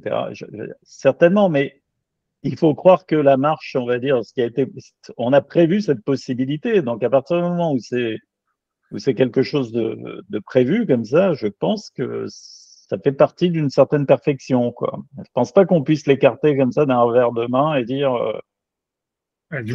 Par exemple, je sais pas, j'avais entendu un enseignement pour dire qu'Ishmaël, il n'était pas nécessaire non plus. Il aurait pu ne pas advenir et on aurait eu moins d'emmerdes dans l'histoire, mais bon, il faut croire bon, voilà, il y a des dérivatifs, il y a des choses qui sont mises en place et qui permettent, on va dire, à l'existence de se poursuivre, quoi. Voilà, on met des choses en place, il y a une complexité, il y a des choses comme ça qui peut dire que la complexité comme ça n'est pas nécessaire, je veux dire. Ce qu'on appelle contingence, c'est une certaine complexité, quoi. Je comprends. Toi, tu parles des mitzvot de la Torah. C'est sûr que toi, tu remarques. En fait, Rabat, il parle des mitzvot de la Torah. Et même sur ça, tu vois, le Maharal, il semble dire, ouais, ça n'existe pas vraiment. C'est une mitzvah qui n'a pas vraiment de nécessité, comme tu vois, qui n'a pas de suite dans le monde, etc. Tu dis, en fait, toi, tu poses une autre question. Moi, ce que je vois dans ce que tu dis, c'est plus une question sur le Maharal. C'est une question de dire comment, toi, le Maharal, tu peux dire que, à part faire la psychanalyse d'Hachem, si toi, tu demandes une autre question, tu dis, comment tu pourrais dire, en fait, qu'il y aurait que la lèpre, c'est quelque chose de contingent, qui n'existe pas vraiment, qui existe par accident, alors que c'est une mitzvah de la Torah. Et donc, le fait même que ce soit une mitzvah de la Torah, que c'est un paragraphe dans la Torah, ça veut dire que c'est quelque chose qui existe de manière éternelle et tout ça. En plus, c'est une mitzvah. Mais oui. C'est ça. Donc, ça, c'est comme ça que je vois ta question. Techniquement, tu dis, on ne peut pas dire qu'une mitzvah de la Torah, en fait, c'est simplement un accident qui existe à moitié, qui n'a pas vraiment de sens. Tu vois, c'est difficile. Tu vois, je comprends ce que tu dis. Je comprends ce que tu dis. Non, mais même pour la mitzvah, si tu veux, à l'origine, bon, on devait pas, je sais pas, ou alors la Torah, elle était inscrite dans la nature. Après, il y a eu une autre alliance, il y a eu les 7 lois de Noé. Après, il y a eu une complexité plus grande, un autre schéma qui a été mis en place, on va dire, une autre façon de gouverner le monde. Alors, je dis que, bien sûr, dans l'absolu, on pourrait se passer de beaucoup de choses, c'est sûr. Mais est-ce qu'on aurait une vie? Est-ce que ça s'appellerait toujours une vie ou quelque chose, on va dire. Ouais, non, je comprends ce que tu dis. Tu vois ce que je veux dire? C'est en ce qui concerne les mitzvot de la Torah. Ça paraît difficile, quoi. Alors, ça paraît vraiment difficile. Non, je sais pas. Toi, tu dis deux choses. Toi, tu dis, une première chose que tu as dit, c'est que comment est-ce que le Maharal, il peut considérer une mitzvah de la Torah comme étant quelque chose de contingent, comme quelque chose qui n'existe pas vraiment, parce que ça n'a pas vraiment d'impact dans l'histoire, ça aurait pu ne pas exister, ça aurait pu ne jamais arriver. Alors que tu dis, voilà, comme c'est marqué dans la Torah. Il parle que du Safek, lui. Hein. Je n'ai pas l'impression que c'est la loi sur tout la Tzarat. Il dit dans le cas de Safek. Non, tu as lui dit, je sais pas, de manière dont tu as dit les mots, la marloquette, elle est dans le cas de Safek, elle n'est pas dans les cas de Vadaï. C'est quand il y a un Safek, il y a une marloquette entre Chachamim, Rabat et les autres. Peut-être que c'est que le doute qui doit. Quand tu regardes ces mots, c'est lui, il dit, tu vois, ça veut dire, tu as raison, parce que je dis que l'Agmara, il n'y a pas de question sur l'Agmara, mais c'est lui, comment il s'appelle l'Agmara. Il te dit, ouais, Hachem, tu vois, c'est lui qui commence à dire un truc comme ça. C'est bon, hein. Il dit, ouais, les Negaim, ça existe vraiment, c'est contingent, ça existe vraiment pour Hachem. Donc Hachem, il aurait une tendance à dire que bon, c'est dans le doute, on permet, tu vois. C'est ce qu'il dit. Et après, il dit, ouais, mais les Chachamim, comme ils sont, donc tu vois, donc c'est ça l'histoire. Mais la question de dire, tu vois, comment tu peux, tu vois, c'est comme si, tu vois, il prête à Hachem, si tu veux, d'abord un comportement hyper léger par rapport au mitzvot, tu vois, ça veut dire, voilà, tu vois, ça veut dire, tu vois, alors que tu vois, comme lui, ce qu'il demande, c'est la première question que lui a demandé, c'est de dire, tu vois, voilà, c'est comme c'est une mitzvah de la Torah, on ne peut pas le considérer ça comme quelque chose de contingent. Ça veut dire, même si c'est pas évident que ça va s'appliquer, ça veut dire, il pourrait y avoir un monde sans lèpre et tout ce qu'on veut. N'empêche que la mitzvah de la Torah, elle existe. C'est une des rares mitzvot où on a un cas pratique qui est arrivé, puisqu'on a la tzara de Myriam, etc. Donc, ça veut dire, le fait même, tu vois que, en fait, non seulement on te donne la théorie de la mitzvah, en plus, on te donne un cas pratique qui est arrivé, etc. Et après dire, ouais, c'est dans la Torah, c'est dans le texte écrit de la Torah, etc., de Moshe, de dire, ouais, en fait, c'est quelque chose de contingent qui ne pourrait pas exister. Donc, c'est pour ça que, tu vois, Hachem, tu vois, il aurait tendance à permettre. Tu vois, c'est bizarre. Moi, j'ai toujours l'impression que la Torah des hommes, qu'il y avait deux dimensions à la Torah. Il y avait une dimension universelle, mais quand je dis universelle, c'est au-dessus des hommes, au niveau de l'univers, si tu veux, et qui se serait appliquée. Et comme les hommes ont leurs particularités, leurs spécificités, elle a une adaptation dans ce monde-là, dans le monde de l'homme, quoi. Moi, c'est l'impression que j'ai. Et ça justifierait que, bon, comme on est des hommes, on a la tzarat, parce que cette mitzvah de la Torah, elle s'exprime chez les hommes de cette manière-là. Mais ça reste que pour Dieu, c'est pas ça l'essentiel. Enfin, c'est toujours cette impression-là. Il a donné la Torah aux anges, aux trucs. C'est pas la même Torah. Je veux dire, les anges, il n'y a pas de mitzvot. Donc, ça veut dire quoi? Est-ce que la Torah, elle est spécifiquement pour les hommes, ou est-ce que si c'est elle qui dirige le monde, alors que ça serait un anthropocentrisme complètement débile. Ouais. Tu peux mais ça veut dire, tu as raison dans ce que tu dis, mais ça veut dire, l'idée, c'est que cet anthropomorphisme débile, tu vois, il existe, tu vois, et dans la Kabbale et chez le Maharal, tu vois. C'est-à-dire que, ça veut dire que pour eux, ça veut dire, l'idée, c'est que c'est ça le concept, tu vois, du Adam Kadmon, de l'homme premier, et qu'en fait, si tu veux, l'univers, en fait, il est à l'image de l'homme, tu vois, quel que soit, ça veut dire grosso modo que l'homme, quand on dit que l'homme il est à l'image de Dieu, ça veut dire qu'en fait, il a en lui quelque chose. Ouais, c'est pas le contraire, c'est pas l'homme qui est à l'image de l'univers. Non, c'est l'univers qui est à l'image de l'homme. Quand tu regardes dans les Midrashim, c'est ça ce qui est marqué. Tu vois, puisque tu vois, c'est Betselem, Elohim, Baruch Adam, c'est Salmo et tout ça, etc. Donc, tu vois, c'est l'homme qui est central. Tu vois, aussi bizarre que ça disparaisse, tu vois, aussi débile que ça a l'air, mais bon, tu vois, j'en sais rien, tu vois, ça veut dire. Que fonction de l'univers, l'homme, il peut être que comme ça. Alors que fonction de l'homme, l'univers, il pourrait être très différent. Je veux dire, il n'est pas. Je sais pas, j'ai l'impression que. Effectivement, à quoi ça sert d'avoir des pulsars, des galaxies à l'autre bout qui ne servent strictement à rien, qui n'intéressent personne. Non, mais le principe, moi je trouve déjà, on va dire, sacrilège, c'est pas un mauvais, mais c'est d'aller contre le sens de la création que de vouloir la limiter, la restreindre. À partir du moment où on a découvert quelque chose, où on connaît quelque chose, le limiter, c'est un appauvrissement absolu de la création et de la créativité de l'être humain. Donc, je trouve déjà, enfin, je veux dire, c'est incongru. C'est vrai, mais ça va comment tu m'expliques contre même la notion de création, le fait de vouloir déclarer quelque chose de contingent ou d'annexe qui précède une certaine élimination, d'une certaine façon. Donc, moi, je trouve que, voilà, il y a quelque chose qui ne me va pas, là. Il y a quelque chose qui me dérange profondément. Rationaliser, c'est vouloir limiter. C'est tout. Il ne faut pas rationaliser. Ouais, c'est ça, mais quand tu limites, oui, il y a des pulsars, oui, il y a des choses qu'on connaît. Je ne sais pas ce que ça. Non, ça amène sûrement dans le monde des astrophysiciens, etc. Ça amène quelque chose, ça amène c'est une réflexion, ça amène une pensée, ça. Voilà, et je veux dire, même dans la culture, bien sûr, on connaît peut-être pas le sens absolu où ça nous touche de très loin, mais quelque part, c'est la richesse et la diversité ça participe à la richesse, à la diversité, on va dire, au caractère quasi divin de la vie humaine, quoi. Qu'on nous mette en contact comme ça avec des choses qui, a priori, puis je veux dire, il y a plein de types, voilà, il y a plein de types qui vont vivre comme des abrutis qui connaissent très peu de choses, qui sont pas curieux, je veux dire, ils vont être forcément des abrutis, pas forcément des abrutis, hein. Pas des abrutis, mais on va dire plus tu vas être curieux, ils se perdent pas, plutôt. Ils vont pas se perdre. Même si la présence de pulsars ou autre, des phénomènes comme ça très éloignés, difficilement, même si ça provoque une réflexion poétique, en ça déjà, ça enrichit la vie humaine, tu vois. Oui, c'est ce que ça se rappelle.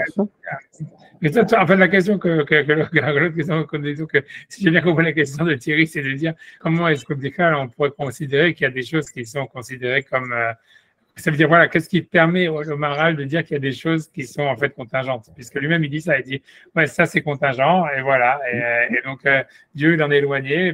Et toi, tu dis, mais qu'est-ce qui te permet? Voilà, mais ça veut dire que ça aurait pu ne pas exister, en fait. Voilà. On dit, ça aurait pu ne pas être, ça aurait pu ne pas exister. Mais maintenant que ça existe, si tu veux, ouais, mais je sais pas. C'est difficile. Voilà, c'est comment on définirait le terme contingent? Quel serait le critère de sélection? Ouais, c'est clair, c'est très bien. Qu'est-ce que ça veut dire? Ouais, on a l'impression. Oui, on aurait pu vivre dans une humanité sans l'être. Ouais, je sais, je suis d'accord à tout ça. C'est compliqué. Tu vois, c'est tout à fait. Je sais pas quoi te dire. Tu as raison à tout ce que tu dis. C'est très difficile. C'est sûr que tu vois qu'en fait, tu vois, tout commence, tu vois, on va dire, avec Maïmonide qui a repris des concepts, tu vois, aristotéliciens, que dès qu'on peut dire que Dieu, c'est la cause des causes ou la cause nécessaire, alors on a l'impression, tu vois, on a voulu définir l'univers en opposition aux choses qui sont pas nécessaires, tu comprends? Et voilà, et c'est comme ça qu'on arrive à cette histoire. Maintenant, comme tu dis, tu vois, pourquoi Hachem serait la cause des causes, tu vois, en quoi ça serait, tu vois, tout ça, je comprends que c'est pas, c'est spécial, quoi, comme manière de voir les choses, mais tu vois, je sais pas, non, tu vois. À la limite, est-ce que, pourquoi ne pas revendiquer une certaine créativité, quoi? Peut-être qu'on a eu, on va dire, un modèle, un monde assez simple et que l'homme l'a complexifié, je veux dire, le fait qu'il vive et que le phénomène, et qu'il a fallu que le phénomène de la lèpre se développe, par exemple. Tu vois, on peut dire que Exactement l'homme, ce que je dis. il a une participation active à la contingence, on va dire, Oui, de choses qui sont.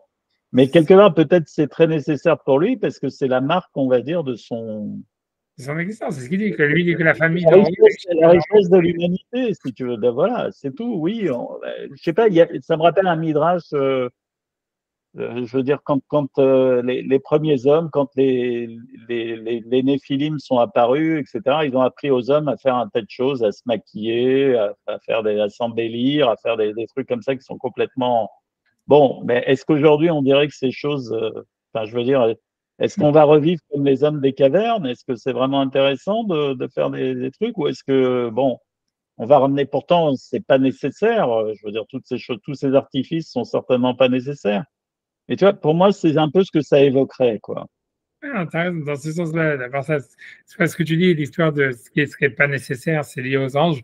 Ça, c'est dans le Guide des Égarés, tu vois, ça, Maïmonide, c'est son gros truc, tu vois. C'est-à-dire, pour lui, il veut expliquer l'histoire. C'est sa manière d'expliquer, parce qu'il a des problèmes, tu commences, c'est comme Rabat, tu vois, c'est des mecs qui sont complètement, tu vois, focus sur un truc, tu vois, c'est-à-dire des névrosés, quoi, j'en sais rien. Mais tu vois, donc ça veut dire que tu vois que donc pour lui, tu vois, il a un gros problème avec les choses qui sont pas nécessaires. Et donc lui, il commet tout sur le dos des anges, tu vois. Ça veut dire voilà, et ça veut dire ouais, les anges, c'est comme en fait on n'a pas une connexion justement voilà directe avec Dieu, donc en fait il faut des intermédiaires. Donc en fait c'est ça ce qui crée qu'il y a, tu vois, du contingent, des machins comme ça et de l'aléatoire et tous ces trucs-là, tu vois, ça serait comme une sorte ça serait ça serait comme des sortes de masques qui permettent à l'être humain d'exister malgré l'existence de Dieu, tu vois. Ça marcherait bien avec ce qu'il dit ici de Maral, que tu vois que comme le rabat, il veut essayer d'enlever ses masques, à la fin, il meurt, tu vois, quand ça veut dire ça. Ça veut dire, voilà, tu te rapproches d'Hachem et puis voilà, et puis tu n'existes plus. Tu vois, tu vois ça serait un truc comme ça, tu vois, ça serait un truc comme ça. Je sais pas, tu vois, mais comme tu dis, c'est vrai que fondamentalement, tu peux dire comment tu peux déjà penser que quelque chose est contingent par rapport à toi, par rapport à quoi, par rapport, tu vois, ça veut dire, voilà, tu vois, ça veut dire, c'est sûr que pour une femme, tu vois, quand le rabbin me dit, ouais, avoir beaucoup de cheveux, pas beaucoup de cheveux, pour une femme, ses cheveux, c'est toute sa vie, tu vois, ça veut dire, c'est pas contingent, c'est ça le but de l'humanité, c'est d'avoir des cheveux, tu vois, tu vois,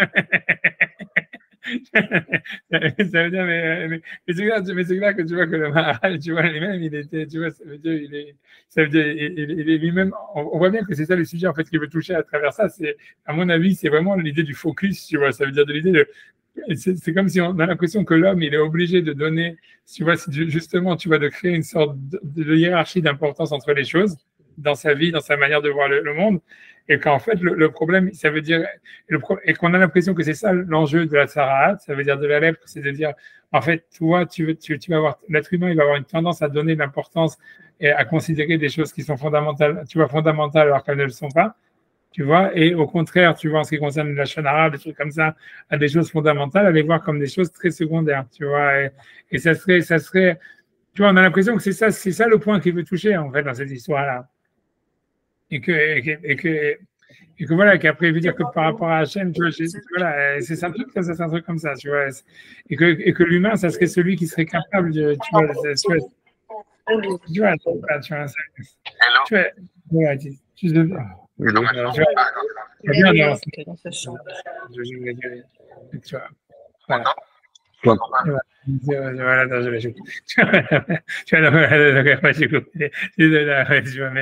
voilà, mais ok, d'accord. Bon, honnêtement, c'est compliqué. C'est sûr que c'est très bizarre, parce que sa manière de voir les choses, elle est étrange. Et je suis d'accord avec toutes tes questions. Tu vois, ça veut dire comment tu peux considérer quelque chose qui est dans la Torah, de dire ouais, c'est contingent.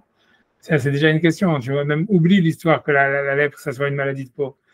Tu vois, c'est une mise de la Torah, c'est quelque chose, tu vois, Hachem, il est obligé de prendre ça au sérieux, tu vois, ça peut pas être, tu vois, ça peut pas être quelque chose qui regarde ça à la légère. Parce que quoi, déjà pour ça. Mettre mes filles aussi, c'est contingent. Ça n'a pas d'explication. Si on peut avoir une explication pour tout. La lèpre, c'est comme les tefilines, disons. Voilà. On l'accepte, on prend. Et on essaie de réfléchir dessus, si on peut. La téphiline, on essaie de réfléchir dessus, si on peut. Et on peut pas grand-chose. Mais même les miettes, mais un petit grain de sable, c'est toujours ça de prix. Oui, non, c'est ça, mais ça veut dire que c'est très difficile de penser que pour Hachem, voilà, une mitzvah de la Torah, elle n'est pas nécessaire, tu vois, ça veut dire. Bien sûr, bien sûr. C'est pour ça que l'idée, elle est compliquée, tu vois, ça veut dire, qu'est-ce qu'il veut dire avec ça? Ce qu'il veut dire, c'est la faute de l'homme qui entraîne la lèpre. Elle est simple. Ça veut dire, en fait, ça veut dire on a l'impression que ça veut dire, en fait, c'est le changement de focus. C'est le changement de focus qui est, ça veut dire, le changement tu vois, de point focal qui serait, en fait, chez Hachem, tu vois, difficile à envisager, quoi. Ça veut dire, grosso modo, on a l'impression, en fait, que le but de la lèpre dans la Shonara, c'est pour qu'un homme, il remette et tu vois, il change, ça veut dire, il réaligne ses priorités avec des priorités existantes dans l'univers. Ça veut dire, toi, tu crois que, voilà, que dire du mal des autres, c'est pas grave, mais quand tu vas avoir une maladie de peau, c'est le drame absolu. À toi, elle te dit non. En fait, tu vois, sache qu'une maladie de peau, c'est rien. On n'en meurt pas. Ce qui est le drame absolu, c'est quand tu vas dire du mal des gens, tu vas créer du mal autour de toi. Et tu vois, ça serait ça, comment dire, tu vois, l'idée, le rôle de la lèpre, on va dire. Et qu'on a l'impression que, tu vois, donc, la lèpre, elle aurait ce rôle-là. Et donc, en fait, à la faute de la lèpre, elles doivent être, comment dire, établies par rapport à ça. Donc, s'il y a un doute, est-ce que c'est pur ou c'est impur? Et que Hachem, comme en fait, grosso modo, il est étranger avec l'idée, tu vois, à l'idée de changer de point focal. Tu comprends? Ça veut dire comme ça serait plutôt, ouais, ça serait pas vraiment qu'il est nécessaire dans l'idée, parce que Hachem ne serait pas la cause des causes, mais ça voudrait dire en fait qu'il a en lui une sorte tu vois, de point de mire qui est totalement, qui est toujours, on va dire, en ligne avec la réalité de l'univers ou du monde, etc. Donc pour lui, pour changer en fait de l'homme sur l'univers, tu vois, puisqu'avant ça, il pense qu'on peut dire du mal, c'est pas grave, mais il pense que tu vois avoir une maladie de peau, c'est la fin du monde. Et donc l'idée, c'est de dire, tu vois, non, tu vois, en fait, tu te trompes en fait dans ta manière de voir le monde. C'est pas en phase avec la réalité de l'univers, c'est-à-dire la vie de l'autre est la plus importante que ta peau, tu vois ce que je veux dire, tes visuels, etc., tes relations sociales sont plus importantes, tu vois, que d'avoir un truc, tu vois, dermatologique, tu vois. Et même tu vois que tu as thune, puisque tu vois quand les trucs, tu vois, c'est que le mec arrive sur sa maison, il doit brûler sa maison et tout ça. Mais ça veut dire, tu vois, ça veut dire que la relation à l'autre, etc., est plus importante. Et toi, et ça veut dire, et c'est ça, et c'est dans cet ordre-là que tu dois changer l'ordre de tes priorités, de la manière de regarder le monde. Et ça serait ça le but de la lèpre. Et ça veut dire, Hachem, au fond, il serait éloigné de ça. C'est pas qu'il a du mal à comprendre, comme le Maharal dit, mais ça veut dire que pour lui, en fait, c'est difficile à comprendre qu'un type. Ça veut dire ce changement de focus, ça veut dire un changement de manière de voir le monde, un changement dans l'ordre des priorités, etc. Il est pour Hachem difficile à envisager, quoi. Et que celui en réalité qui se spécialise dans quelque chose comme Rabat, en fait, lui, qui a justement, tu vois, c'est quelqu'un qui a choisi une priorité et qui s'est complètement, tu vois, focalisé sur un point. En fait, lui, dans ce sens-là, il serait proche d'Hachem, tu vois, ça veut dire, puisque lui, en fait, il a choisi l'idéal, grosso modo, ça serait quelqu'un, en fait, qui aurait cherché un idéal absolu. En fait, ce type-là qui cherche un idéal absolu, même s'il n'est pas réalisable dans ce monde et qui vit pour cet idéal absolu, en réalité, lui, il se rapproche d'Hachem, c'est vrai qu'il s'éloigne de la vie, mais en grosso modo, ça veut dire qu'il permet à Hachem, si tu veux, de comprendre le monde, tu vois, d'accepter le monde, un truc comme ça, tu vois. Ça serait une sorte d'intermédiaire qui permet à, tu vois, à Hachem de dire, ah voilà, tu vois, ça veut dire, ça veut dire de donner un positif. Ça veut dire, pour en parler en plus en français, ça voudrait dire que la vision relative de l'homme qui nécessite, tu vois, un point focal, une ligne d'horizon qui permet, tu vois, d'orienter, tu vois, toute sa vision de l'univers. En fait, ça serait étranger à Dieu, puisqu'en fait, pour Hachem, si tu veux, lui, en fait, il a une vision globale de l'univers qui n'a pas besoin de s'inscrire, si tu veux, dans un point d'horizon. Et donc, ça créerait comme une sorte d'étrangeté de Dieu par rapport au monde, parce que lui, il est nécessaire et comprend la nécessité de chaque chose. Et grosso modo, et donc voilà, pour lui, donc le monde, donc la contingence du monde, ça veut dire que l'homme, il voit et qui existe d'une certaine manière au niveau humain, ça crée une étrangeté, en fait, en tous les cas pour l'homme, de voir Dieu dans le monde. Ça veut dire, comment je peux dire que Dieu existe alors qu'il y en a qui ont des cheveux blancs et d'autres qui ont des cheveux rouges, tu vois. Et ça veut dire, et que c'est une question, tu vois. Ça veut dire, voilà, si Dieu existait, tout le monde devrait avoir le même nombre de cheveux. Tout ce qui est pas nécessaire, ça devrait être standardisé. Et tu vois, et l'idée, c'est de dire, donc ça, c'est une question, ça veut dire l'éloignement de Dieu par rapport, tu vois, à comment est-ce que l'homme, il regarde le monde, etc. Et qu'en fait, celui qui se spécialise et qui va dire, non, pour moi, en fait, la couleur des cheveux, c'est quelque chose, tu vois, ça veut dire, c'est ça la vérité absolue. Je vais faire des études pour comprendre pourquoi il y a des cheveux rouges, il y a des cheveux blancs, etc., etc. Et qui, justement, il met son focus et cherche un idéal à travers ça. Celui-là, en réalité, il va créer un lien entre, si tu veux, ça veut dire entre l'univers et l'homme, quoi, entre Hachem et l'univers, un truc comme ça. Ça marche bien, c'est pas cette impression que ce que dit Maharal. Maharal, il y a vraiment qu'il se retrouve dans le vide. Comme ça n'a pas d'importance, mais alors il se retrouve dans le. J'ai pas l'impression que ça soit ce qu'il cherche à dire, quoi.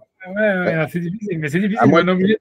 C'est un truc, on oublie à moins de voir la tsarade comme une rachmanout d'Hachem, parce qu'en fait, au lieu, il a dit, la Shonara, ça doit être la peine de mort. Tu tues des gens, on te dit que ta parole, elle tue. Donc, tu devrais, en Nega Kelalmida, être mort à partir. Maintenant, tu as simplement une tâche et c'est un signal pour toi, quoi. C'est vrai qu'Hachem, il s'en fout. Tu t'es fait une tâche, tu t'es taché. Ben, lui, il ne change pas sa vie. Toi, tu as un problème, lui, toujours pas. Donc, je sais pas, moi, je vois ça comme ça. J'ai l'impression que c'était ça, que la tsarade, c'était plus un signal d'alarme qu'une punition. Même si ça paraît énorme, machin, mais ça doit marcher comme un signal d'alarme. Ouais, non, on voit bien, puisque tu guéris de la tsarade, tu vois, c'est-à-dire. Tu guéris, ouais. Donc, ça veut dire, c'est pour te faire tes chouvas. C'est clair on voit bien que c'est un truc qui est pour faire tes chouvas, ça veut dire. Ce qui est comparable aujourd'hui vraiment à la tsarade, c'était vraiment le confinement du Covid, tu vois. C'est parce que tu vois, c'est un confinement. Non, c'est complètement. Le confinement, oui. Et je veux dire, quand tu regardes comment le Covid, ça ressemble à la tsarade, tu vois, c'est incroyable, tu vois, puisque il y a marqué sa femme y a hâté, ça veut dire qu'il y a celui qui avait la lèpre qui devait se couvrir jusqu'au nez. Tu vois, donc c'est vrai, je devais mettre un masque, tu vois, et qu'il devait, tu vois, à l'extérieur du camp et tout ça, etc. C'est assez incroyable, tu vois, de voir si tu veux, la connexion entre les lois de la tsarade et les lois du Covid, tu vois. C'était vraiment, il y avait vraiment beaucoup tu vois, de points communs, quoi. Et tu vois, ça veut dire, tu vois, là, tu vois, et même Tamé Yikra, ça veut dire que celui qui était contaminé, il devait dire qu'il était truc, il y a tout le truc, tu vois, c'est-à-dire, tu regardes, il y a une concordance, tu vois, gigantesque entre l'histoire du Covid et tu vois, mais tu vois bien qu'en fait, le Covid, c'était fait pour faire, tu vois, c'était pour faire tes chouvas aux gens, tu vois, c'est-à-dire, ça veut dire qu'on voit bien, c'est ça ce que ça a fait aussi, tu vois, ça veut dire les gens, en fait, ils ont fait de chouvas pendant le Covid. Tu vois, ça veut dire, c'est comme si, tu vois, ça a cassé le rythme, tu vois, de la vie, qui est du train-train, etc., etc. Et voilà, tu vois, on voit bien ça, tu vois, c'était ça j'en sais rien, mais tu vois, comme tu dis, c'est sûr que c'est plus une sonnette d'alarme, c'est plus une manière, tu vois, tu vois, voilà, de remettre, mais l'idée, c'est de recentrer, en fait, les priorités, quoi. Le sens, la tsarade, c'est comme on a dit, c'est ça, on voit bien que c'est ça l'idée, c'est ce que le Maharal y touche, en disant, voilà, c'est. Mais est-ce qu'on a besoin d'avoir de grands éléments comme ça, phénomènes comme le Covid, ou bien comme des choses qui se voient, comme la tsara qui se voit? On ne peut pas, peut-être, par de petits feux oranges clignotants, discrets, comprendre les choses sans avoir l'explosion, etc. Et c'est ça, en fait. La petite migraine, le petit bouton, là, le petit rien, le petit... Ah, c'est terrible, ça. Faut-il avoir un dos rigide, mal au dos, pour dire qu'on ne se prosterne pas assez? Oui, à peu près. Mais c'est ce que tu dis, c'est la Gemara qui dit ça. Ça veut dire, comment dire, il y a un dicton du Talmud qui est très connu, qu'on appelle, c'est Daï la Hakima Birmiza. Ça veut dire le sage, ça lui suffit une allusion. Mais ça veut dire que voilà, ça veut dire que le sage, comment on reconnaît le sage, c'est que lui, voilà, comme tu dis, c'est pas la peine tu vois, de lui envoyer tu vois, la Shoah pour. Tu vois,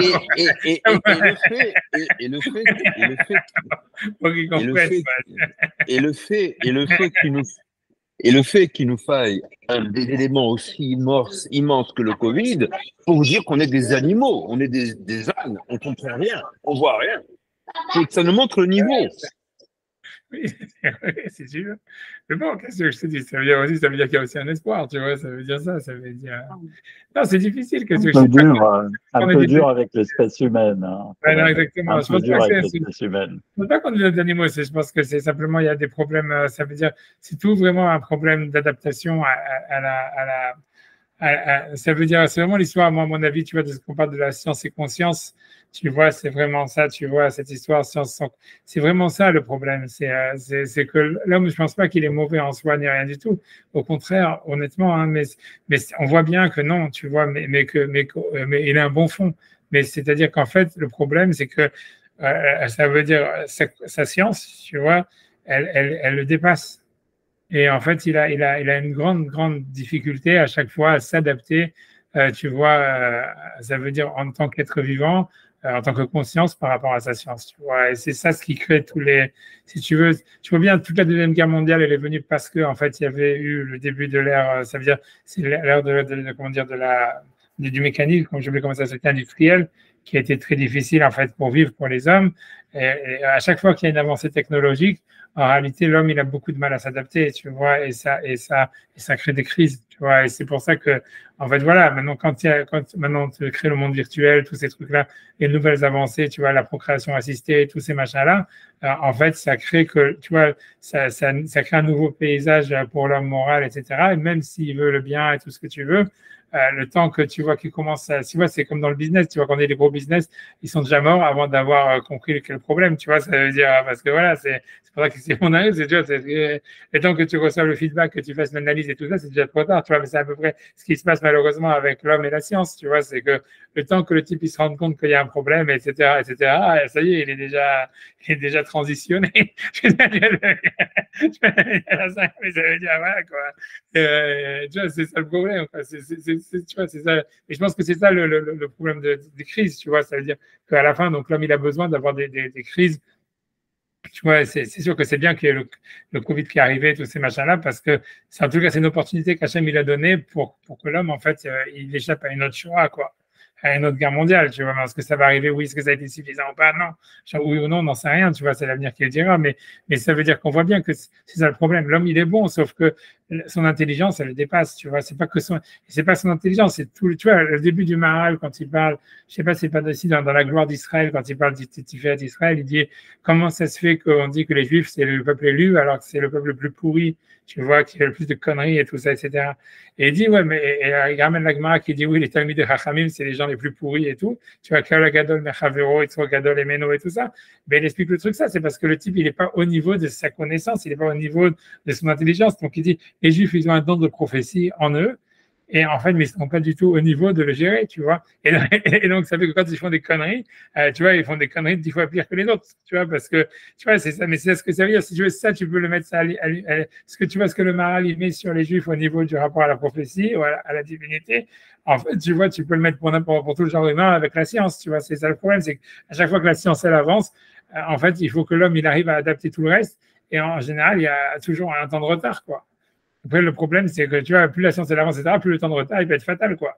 Parce que, tu vois, ça veut dire que, voilà, quoi, plus on avance, tu vois, ça veut dire qu'il y a des bombes atomiques et tout ce que tu veux, etc.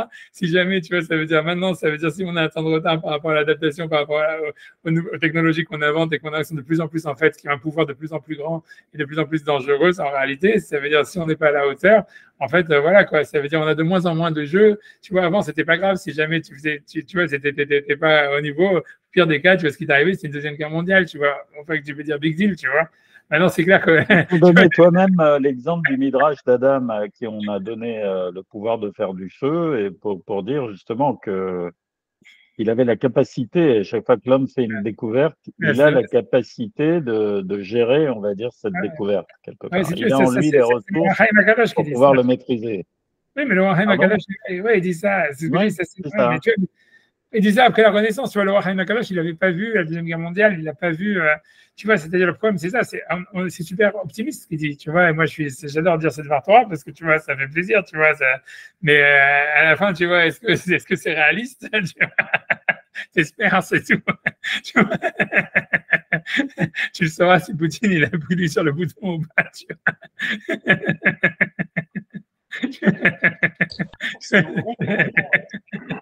On le saura si on n'y a personne la semaine prochaine. C'est certain que la bombe atomique, elle a fonctionné. C'est certain qu'elle a fonctionné. Jusqu'à maintenant. C'est certain qu'il y a eu des chambres à gaz, que les processus industriels, ils ont été appliqués à des moyens, enfin, je veux dire, à des dessins monstrueux. Oui, non, c'est grave. Oui. Parce que l'homme, il n'est pas, mais c'est ce qui se passe aujourd'hui. C'est sûr qu'on a utilisé des découvertes scientifiques pour aller dans le mauvais chemin, ça c'est évident. Ouais, ça a dérapé. Oui, ça a dérapé jusqu'à aujourd'hui, même tu vois ce qui se passe avec la médecine, etc. Mais c'est clair que tu vois, c'est ça le problème, c'est parce que l'homme, il n'est pas. Ça veut dire, voilà, il est dépassé par sa connaissance. Et le temps qu'il se rende compte, tu vois qu'il y a un problème, tu vois, voilà. Ça peut être trop tard en espérant, ben, j'aime que non, tu vois, à chaque fois, mais ouais.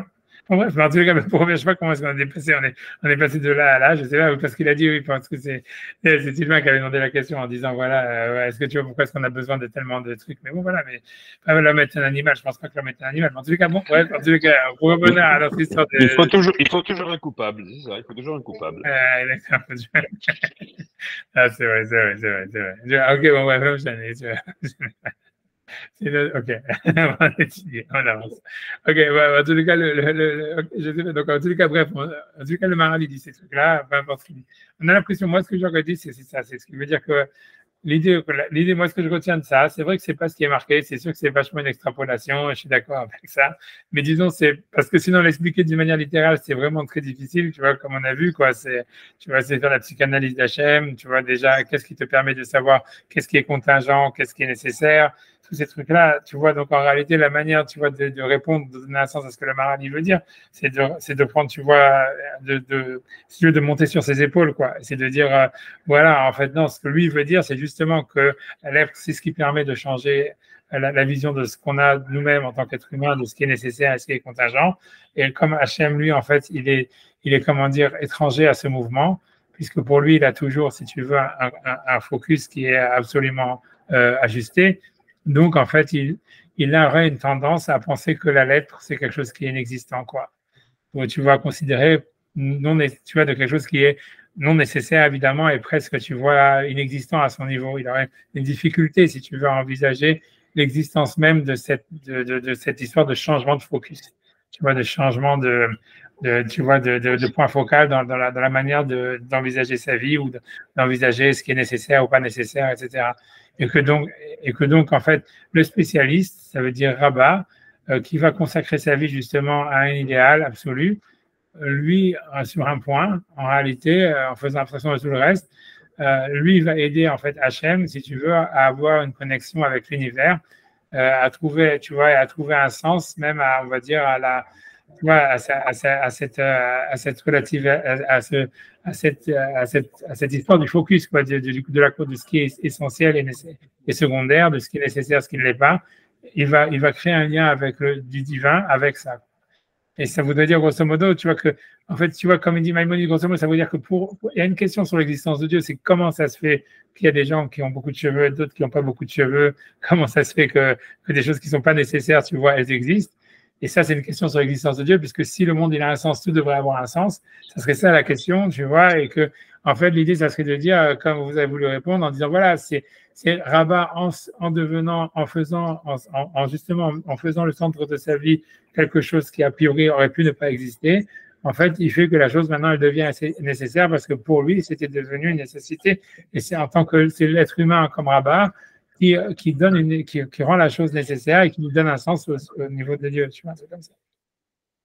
Donc, ça veut dire, voilà, ça veut dire ça. Ça veut dire que quelle que soit ta passion, au fond, ça veut dire avoir une passion, même si en fait elle est toujours out of focus, ça veut dire un mec comme Rabat qui se passionnerait pour les lois des Négaïm toute sa vie, en fait, ça peut paraître une aberration, etc. Mais en fait, non, ça veut dire, comme pour toi, c'est quelque chose, tu vois, c'est ton idéal, pour toi, c'est quelque chose, en fait, qui te passionne dans ta vie, qui donne un centre à ta vie. Alors, voilà, c'est juste, au contraire, ça justifie, en fait, cette chose-là. Pour moi, c'est la même histoire de Rabbi Akiba avec le blé et le pain, quoi, c'est-à-dire, la part humaine, si tu veux, l'homme, il est là pour on va dire, ce qui a le plus de sens finalement pour l'homme, c'est Et ce qui est meilleur, c'est la complexité. Je veux dire, on lui donne une matière brute à travailler et il faut qu'il imprime sa marque dans le monde. Bien sûr, la nature, elle pourrait fonctionner, je veux dire, sans la présence humaine par elle-même et on pourrait fonctionner aussi comme des hommes des cavernes et bouffer du blé comme ça, comme du foin. Mais je veux dire, ce qui fait que, voilà, ce qui fait la richesse de l'être humain, c'est justement la création d'un monde contingent, quoi. Parce que finalement, la culture, la civilisation, tout ça, on pourrait régresser et dire que c'est pas utile et comme certains veulent aujourd'hui, nous faire retourner dans des cabanes et bouffer de la merde. Mais je veux dire, quel intérêt de vivre dans un... Tu vois ce que je veux dire? C'est pas un peu... Non, je vois pas ce que je veux dire. Si je me fais comprendre. Je vois pas du tout. Non. Non, c'est ça. Non. Moi, pas comprendre. Non, c'est un mérite. On voit dans les Midrashim qu'il voit, en tout cas, comme un mérite, le fait qu'Adam, il a voulu manger du pain et pas de l'herbe. Et pas, comme tu dis, pas du blé, quoi, des trucs comme ça. Non, ok, c'est comme tu dis, a priori, c'est l'homme qui donne un sens au monde. Ça veut dire que l'homme, il donne un sens au monde sur certains points. Ça veut dire, il y a des choses qui existent, qui sont nécessaires par rapport à l'existence d'Hachem, tu vois, qui sont nécessairement existences et qui sont une connexion, qui n'ont pas besoin d'avoir l'homme pour leur donner un sens. Il y aurait des choses qu'en fait, c'est l'homme qui leur donne un sens parce que lui-même est. Exactement. Ce serait ça l'idée. Exactement. Et à la limite, je dirais même que c'est pas, il y a des choses, c'est à nous d'utiliser chaque chose qui ont été mis à notre disposition, on va dire, pour travailler le monde, c'est mis à notre disposition.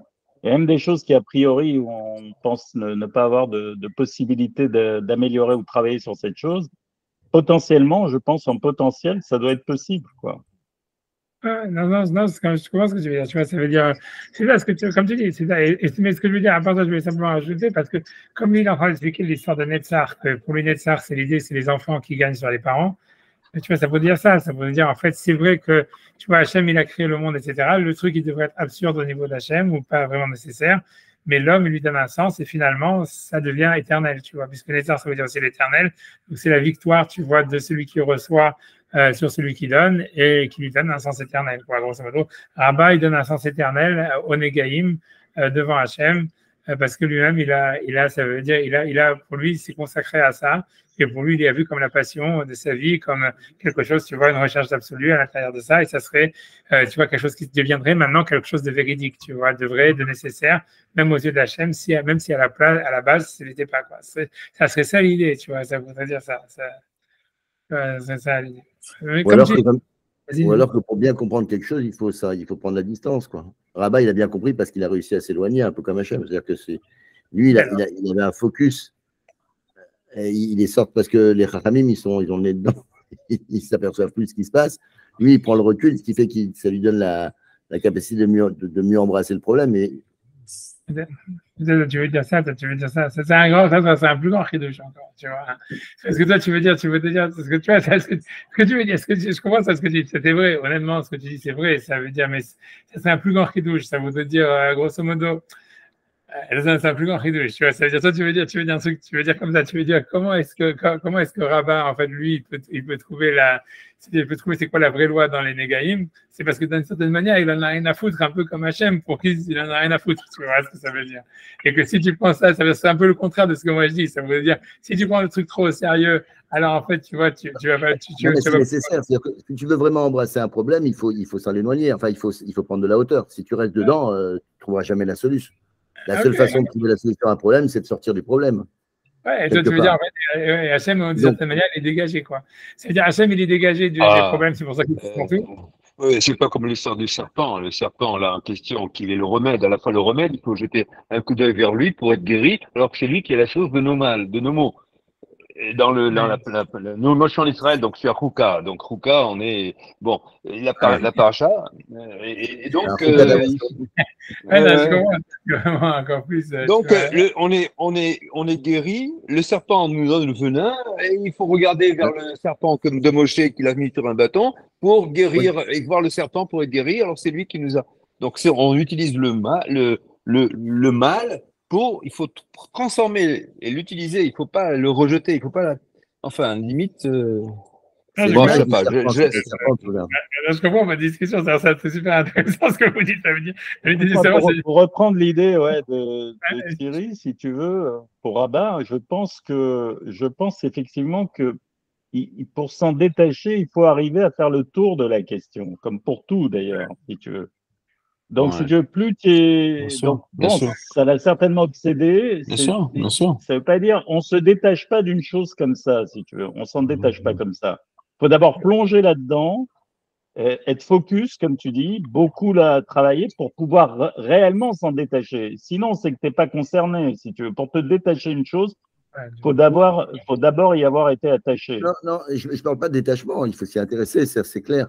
Mais si tu es dans le problème. Mais si tu veux il faut faire le tour de la chose. Tout ça, c'est quand tu arrives à en sortir, il faut faire le tour. Oui, ok, moi. Des choses contingentes comme ça, justement, c'est fait. Alors, en ce sens-là, j'expliquerai l'histoire de la contingence comme ça. C'est qu'effectivement, c'est des choses qui nécessitent d'en faire le tour, mais tu peux t'en détacher. D'accord? Ça serait comme des artifices, etc., des choses comme ça, d'accord, qu'on te met sur ton chemin. Tu dois passer à travers, d'accord, et tu dois en faire le tour, mais dans le sens, c'est comme tu peux t'en détacher, alors c'est contingent. Ouais. C'est comme ça que j'expliquerai la chose, moi. Ah non, ok, peut-être. Je comprends ce que tu veux dire. Ok. Je suis d'accord avec ce que vous dites. Mais c'est sûr que c'est super intéressant un peu le paradoxe que vous avez dit au début. Ça veut dire que c'est vrai que pour comprendre, tu vois, d'une certaine manière, tu vois, ça veut dire que d'une certaine manière, en fait, il faut un détachement. Et comme tu vois, comme il a dit Thierry, d'un autre côté, tu vois, comme il a dit Sylvain, ça veut dire d'un autre côté, il faut, dans ce détachement, il faut sentir qu'on est hyper concerné aussi, tu vois, et c'est un peu d'aller-retour si on veut vraiment comprendre la chose. Tu vois, je comprends vraiment, c'est intéressant comme idée, tu vois, c'est intéressant. Attendez, de toute façon, se détacher, ça ne veut pas dire l'indifférence, parce que l'indifférence, c'est la pire des choses, n'est-ce pas? On est d'accord, tout le monde. Non, c'est clair que je rajoute encore une chose, que ça, c'est le chemin des enfants, en fait, parce qu'il y a des choses qui sont dans la vie, si tu veux, des étapes essentielles comme ça. Il faut que l'enfant, il faut pas le couper, si tu veux, de faire le tour de certaines choses qui sont assez essentielles, en fait, comme par exemple de se nourrir, etc. Il faut surtout pas interférer, même s'ils vont dans l'excès, si tu veux, parce qu'il faut quelque part. Pour qu'ils puissent s'en détacher, il faut d'abord qu'ils puissent se l'approprier. Ça, c'est des grandes leçons. Et pour les enfants, je pense que c'est vraiment mais c'est ce qu'on appelle le derer du rat, quoi. Donc, je ne sais pas si ça a quelconque lien avec ce qu'on a étudié. Je jette la balle comme ça. En tout cas, ce qui est intéressant, ce que tu as dit, c'est aussi vrai sur qu'est-ce que ça serait la contingence. Ça serait quelque chose en fait qu'on pourrait en fait qu'on comprend, mais qu'on peut s'en détacher. C'est-à-dire que grosso modo, ça voudrait dire que en fait, ça veut dire, on a l'impression, tu vois, que dans ce qui est accident, il y a une différence entre, tu vois, ce que le Maral il appelle, tu vois, accidentel et ce qui est absurde. Ce qui voudrait dire, tu vois, par exemple, si on prend l'exemple des cheveux, puisque c'est l'exemple de Maïmonide, c'est pas le mien, tu vois, ça veut dire, il parle aussi de la couleur de la peau, des choses comme ça. Parce que Maïmonide, en tant que médecin, il est super intrigué par le fait que dans tout ce qui est les organes extérieurs qui servent à rien, il y a des super grosses différences entre les êtres humains. Et dans les organes internes, il n'y a pas de différence. Tu vois, tout le monde a un foie, tout le monde a un cœur, tout le monde a un machin. Et les différences, en fait, entre les cœurs, les foies et tout ça, des différents êtres humains, elles sont très minimes. Tu vois, les os et tout ça, c'est tout ce qui est extérieur. Par contre, c'est gigantesque. Tu vois, et donc, tout ce qui sert à rien, c'est là où il y a toutes les différences entre les êtres humains. Tu vois, pour Maïmonide, ça l'interpelle et ça, tu vois, il se demande comment ça se fait, tu vois. Mais c'est ça, ce qu'on pourrait dire, tu vois, c'est comme tu as dit, c'est-à-dire, en fait, ça pourrait être absurde. Mais en fait, l'idée, c'est que déjà, ni Maïmonide ni le Maral, ils appellent ça quelque chose d'absurde, ils appellent ça quelque chose d'accidentel, de contingent. Et quand tu dis, en fait, contingent, ça voudrait dire quelque chose qu'on, d'un côté, on peut comprendre, qui a un système qui a un sens à part entière. Ça, on peut faire le tour, ça veut dire, il a sa raison, il a sa logique, la couleur des cheveux, elles ont, tu vois, c'est quelque chose c'est un univers qui a sa logique, et que ce soit esthétique, que ce soit scientifique, que ce soit, etc. On peut le comprendre, et on peut le comprendre justement parce qu'en fait, justement, ça ne nous touche pas trop, tu vois, ça veut dire, ouais, on peut vivre avec ou sans, etc. Et comme tu dis, et ça deviendrait le contingent, ça la définition du contingent, et qu'en réalité, dans ce contingent, tu vois, peut-être qu'en fait, tu vois, c'est l'homme, en fait, ça veut dire c'est là où l'homme il peut exister, quoi, grosso modo. En tout cas, il a son rôle à transformer le contingent en nécessaire. Tu vois, bizarrement, tu vois, ça veut dire peut-être, tu vois, à travers la capacité qu'il a en fait à donner de l'importance aux choses ou à ne pas en donner, un truc comme ça. Mais c'est un truc, ce que je vois, ton histoire de la définition, tu vois, du micré, de ce qui est contingent, qui est toujours, qu'on retrouve beaucoup dans le Guide des Égarés, dans le Maral, qui serait opposé à l'idée d'absurde, tu vois, qu'on retrouve dans la philosophie existentielle, tu vois, chez Sartre et tout ça, chez Heidegger et tout ça.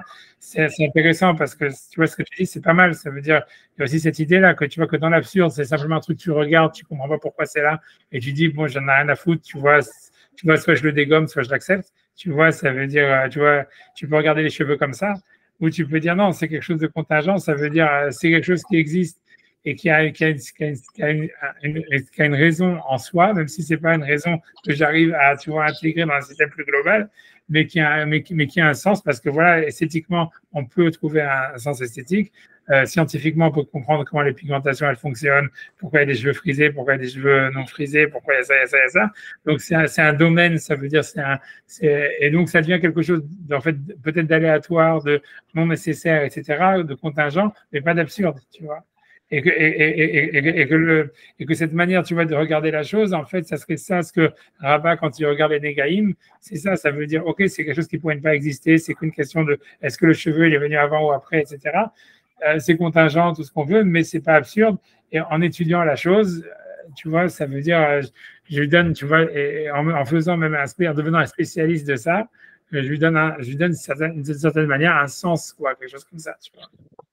Mais c'est intéressant, tu vois, c'est intéressant tout ça, c'est des trucs intéressants. Mais bon, encore une fois, tu vois, c'est sûr qu'on a rajouté beaucoup de mots sur le Maharal, tu vois, et que si on regarde le Maharal tel qu'il dit, ça a l'air, tu vois, c'est aussi intéressant parce que tu dis quoi, comment est-ce qu'il se permet de parler comme ça, tu vois, qu'est-ce que je veux dire, ouais, il parle vraiment de Hachem comme si c'était son collègue, tu vois, ça veut dire, voilà, une tendance à être Mekel là-dedans, tu vois, parce que tu vois, pour lui, c'est pas très important, c'est Dieu, et Rabat, tu vois, c'est super choquant, tu vois. Et tu vois, tu vois, mais bon, ouais, ok, tu vois, je sais pas, non, tu vois, je sais pas si c'est méchant ça, mais c'est sûr que lui, en tous les cas, il faut remettre dans cette histoire de Nitzrun et Banaï et tout ça, ça veut dire que la Mida de Netzach, c'est le receveur, il est plus important que celui qui donne, et que finalement, celui qui donne, il est obligé de s'adapter à celui qui reçoit, tu vois, toute cette histoire-là, ça veut dire, ouais, ça veut dire ça. C'est-à-dire, grosso modo, à mon avis, peut-être qu'il veut expliquer ça. Il veut dire que pourquoi celui qui reçoit est plus important que celui qui donne. Parce que pour celui qui donne, en réalité, tout est absurde. Tu vois, ça veut dire, tu vois, ça voudrait dire, voilà, c'est comme si Hachem il a créé le monde. Bah, pourquoi le monde existe? J'en sais rien. Tu vois, moi, je suis le seul à nécessairement exister. Donc, à quoi ça sert? Et maintenant, finalement, qu'est-ce qui peut donner, en fait, un sens à l'univers par rapport à Hachem? C'est celui qui reçoit. Tu vois, tu vois, c'est ça l'histoire, tu vois, tu vas prendre la catégorie avec les enfants, tu vois, c'est quand même un mec qui a de la thune et tout ça, il dit, pourquoi j'ai cette thune, qu'est-ce que je vais foutre avec? Ah, ben, tu vois, si je peux le donner à mes enfants, ben, ça a un sens maintenant, tu vois. Ça serait ça, tu vois, l'idée, tu vois, ça serait, et tu vois, et donc, tu vois, et si mon fils, lui, il veut ça, alors, ok, je vais lui donner ça parce que c'est ça ce qui lui fait plaisir, tu vois, donc, si Rabat, c'est un passionné des Négaïm, alors, ok, alors on va lui donner des négaïs. Ça veut dire, voilà, c'est ça ce qui lui fait plaisir. Ah, ben, ça a un sens pour moi aussi, tu vois, parce que ouais, lui, il est content avec ça, tu vois. Ça serait ça l'idée, tu vois. Ça serait peut-être, si tu veux mettre dans la prolongation des chapitres d'avant avec ça, le Bergévi, c'est ça ce qu'il veut dire. Ça veut dire, en fait, tu vois, pour celui qui donne, le monde, il est nécessairement absurde, tu vois, parce que pourquoi, tu vois. Et donc, en fait, c'est celui qui reçoit qui donne un sens, et ce sens-là, il devient, en fait, il devient le véritable sens pour celui qui donne, tu vois. Tu vois, c'est un truc comme ça, tu vois, ça serait ça si on veut revoir dans le débat, bah, j'avance, tu vois, parce qu'on a fait tergiverser comme ça. C'est le Kachazak pour toutes vos remarques et votre participation, etc. Je ne sais pas si c'est vrai, c'est moi je bois la vodka et vous devenez intelligent, je ne sais pas, tu vois. C'est un bon partage des rôles. Tu vois. Donc, je sais pas, donc il y a eu donc aussi d'expliquer mais pneus qui a les gaïm, donc on est chez là une tête, c'est 79, deuxième fois. Je sais pas, donc il a expliqué mes pneus qui a les gaïm, parce que les négaïm, c'est un lème, les matchs. On n'a pas fini le paragraphe d'avant. Hein, je pense que c'est un peu important. Ok, d'accord. On était à Kibézé Ayalo. Ok, Kibézé Ayalo de l'écoute, ok, donc je prends, donc on est 379, première colonne, au milieu de la colonne. Kibézé Ayalo de l'écoute, Beyoter à la Hachem, ça veut dire que, car le fait qu'il était on va dire, ça veut dire spécialisé dans quelque chose et qu'il en avait fait le but de sa vie. Donc, Ayalot Vekut Beyoter à Hachem, donc il était collé à Hachem en plus Ibrahim, qu'on s'est béni. Khaladavar, donc la règle de la chose, les Chouyav Ametsiout, donc celui qui est nécessairement existant, Meter et Safek, il va purifier le doute, Bifrat Safek Nega, certainement en ce qui concerne un doute dans une lèpre, parce que pour lui, la lèpre, ça n'existe pas, quoi, voilà, c'est contingent. Kien lo Metsiout et Slow, parce que ça existe pour lui vraiment, parce que ça pourrait ne pas exister. Les cartolés l'omar sur anonyme ça, c'est pour ça qu'il aura tendance à dire que ça n'existe pas.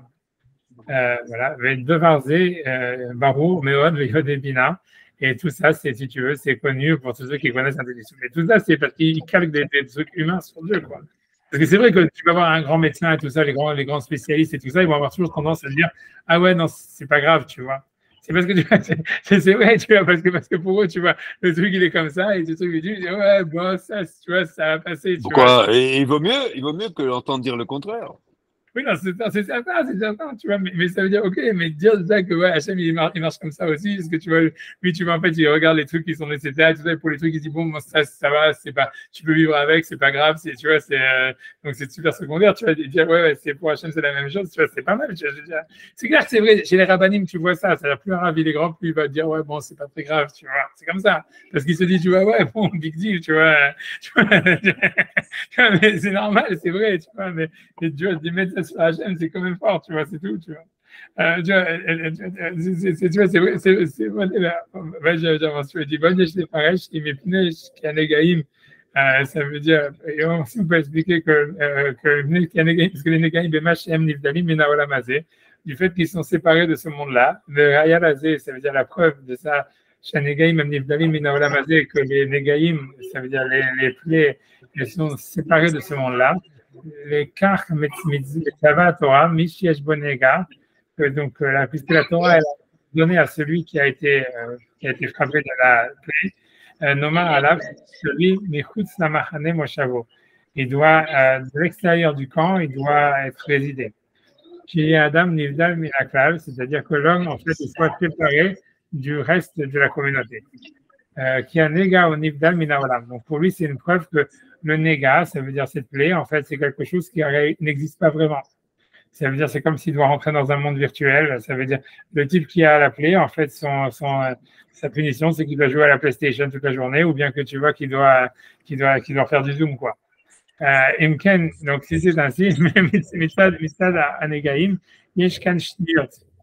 Ça veut dire, il veut dire que, en ce qui concerne maintenant, tu vois, le monde des Négaïm, en fait, ça crée, on va traduire ça modernement, d'une manière moderne, on va dire, ça crée un monde parallèle, ça crée un monde virtuel.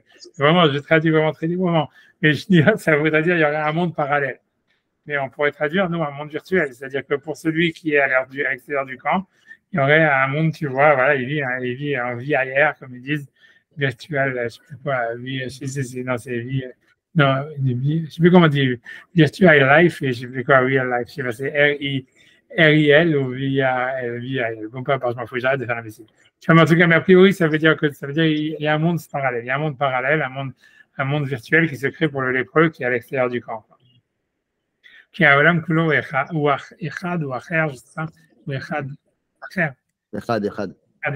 C'est parce que le monde entier, le monde dans son ensemble, il devient quelque chose, une chose, et lui, en fait, il est à l'extérieur du monde. Donc, il est dans un monde parallèle, dans un monde secondaire. Et c'est en raison, ça veut dire en réaction à la plaie qu'on dit maintenant il est à l'extérieur du camp et donc ça crée en lui qui vit dans son propre monde, quoi. Il vit dans un monde parallèle qui n'est plus le monde de la réalité sociale physique. Chez Adam, chez Bo, Anega, Nivdal, Venechak, Min Adam. Donc celui donc, qui a été frappé par la plaie, en fait il est séparé, différent, voilà, des autres hommes. Et donc, c'est comme s'il y avait un deuxième monde, un monde parallèle, un monde secondaire, un monde parallèle, je ne sais pas comment traduire ça, tu vois, un second monde, un monde virtuel, j'en sais rien, existant pour de bon, quoi, puisque voilà, lui il est dans ce monde-là. Puisque maintenant, en fait, il y a une séparation véridique entre les existants. Ça veut dire il y aurait ceux qui vivent dans le camp et ceux qui vivent à l'extérieur du camp, et ceux qui vivent à l'extérieur du camp, ils vivent dans un monde parallèle, dans un monde secondaire. Kimi Shibo Anega, Mishtale Akus Machane, parce que celui qui est à la plaie, il est à l'extérieur du Machane, à l'extérieur du camp. Ulfichach, donc c'est pour cela, Hachem Idvarach, Shu Echad, donc lui, Hachem, donc il est un. Donc a priori pour lui, tu vois, les mondes parallèles, les mondes virtuels, tout ça, c'est pas son test de D, tu vois. Donc ça n'existe pas pour lui, en fait, tu vois, la lèpre, tu vois. Shalidé Negaim, il y a ça à parce que à cause de la lèpre, on va dire, ma traduction, j'arrête de traduire lèpre, ça veut dire à cause de la plaie, il se trouve donc un monde secondaire, un monde parallèle, un monde, voilà, je sais pas, un monde parallèle. Ou le cas, Yesh Dikro Kriyat Shema, les Salek Abgaim.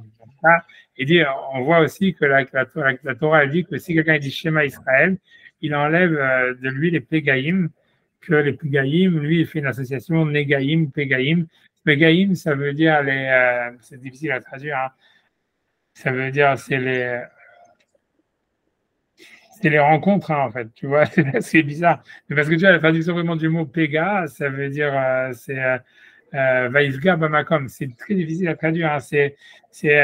Comment on va traduire le mot Péga? C'est être touché, c'est être mis au contact d'eux, c'est être mis au contact d'eux, mais de quelque chose de négatif. Tu vois, le péga, c'est quand quelqu'un il est mis au contact, il est. Livre gauche, c'est rencontrer quelqu'un. C'est une péguicha, ça, c'est une péguicha. Un péga. Ouais. Ça veut dire. Péga, aujourd'hui, par exemple, les accidents de voiture en époque moderne, on dit c'était un péga, non? Et on dit les péga, c'est les accidents de voiture, tu vois. Donc c'est une rencontre, un contact en fait fort. Mais très négatif, quoi. C'est ça un péga. À l'époque de la Torah, ouais, comment? Un choc. Ouais, un choc, mais ouais, peut-être, tu vois, parce que d'un côté, on le trouve des fois même positif.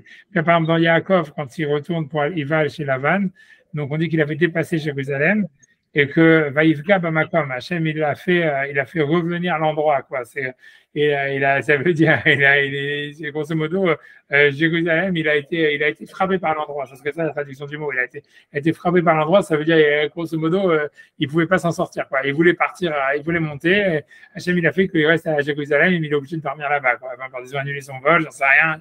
Tu vois, ça veut dire, voilà, c'est ça, les gars, Bamakom. Là-bas, ça veut dire, tu vois, il est complètement, tu vois, il est scotché là-bas. Les gars, Bamakom, c'est-à-dire, il a été scotché là-bas. Donc, le mot péga, c'est très, très difficile à traduire. C'est un contact. C'est sûr que c'est quelque chose de contact. En hébreu moderne, c'est devenu, tu vois, accident de voiture. Tu vois, ça veut dire, tu vois, c'est un contact a priori négatif. En tout cas, un choc, c'est vrai, un choc, un contact choquant. Ça peut être positif. Par exemple, dans l'histoire de Yaakov, on voit que Yaakov, il est choqué. Il est choqué. Il est mis en contact violemment avec Jérusalem. C'est pas si négatif que ça, puisque voilà, il y a le rêve de l'échelle, bien qu'on voit que lui, il reste traumatisé, parce qu'il dit Manora Makomazé, comment cet endroit est redoutable, etc., etc. Donc, il y a une idée de choc, une idée de violence, de contact violent, etc. Alors, c'est clair que tu vois que là, tu vois, super bizarre. Alors, qu'est-ce qu'il veut dire? Tu vois, techniquement, j'explique qu'est-ce que lui veut dire dans son histoire. C'est que tu vois, c'est que l'Agmara, elle parle des Bgaïm. Ça veut dire, je sais pas, ça veut dire, à l'époque de l'Agmara, ils étaient, comment dire, ils étaient attaqués par des démons.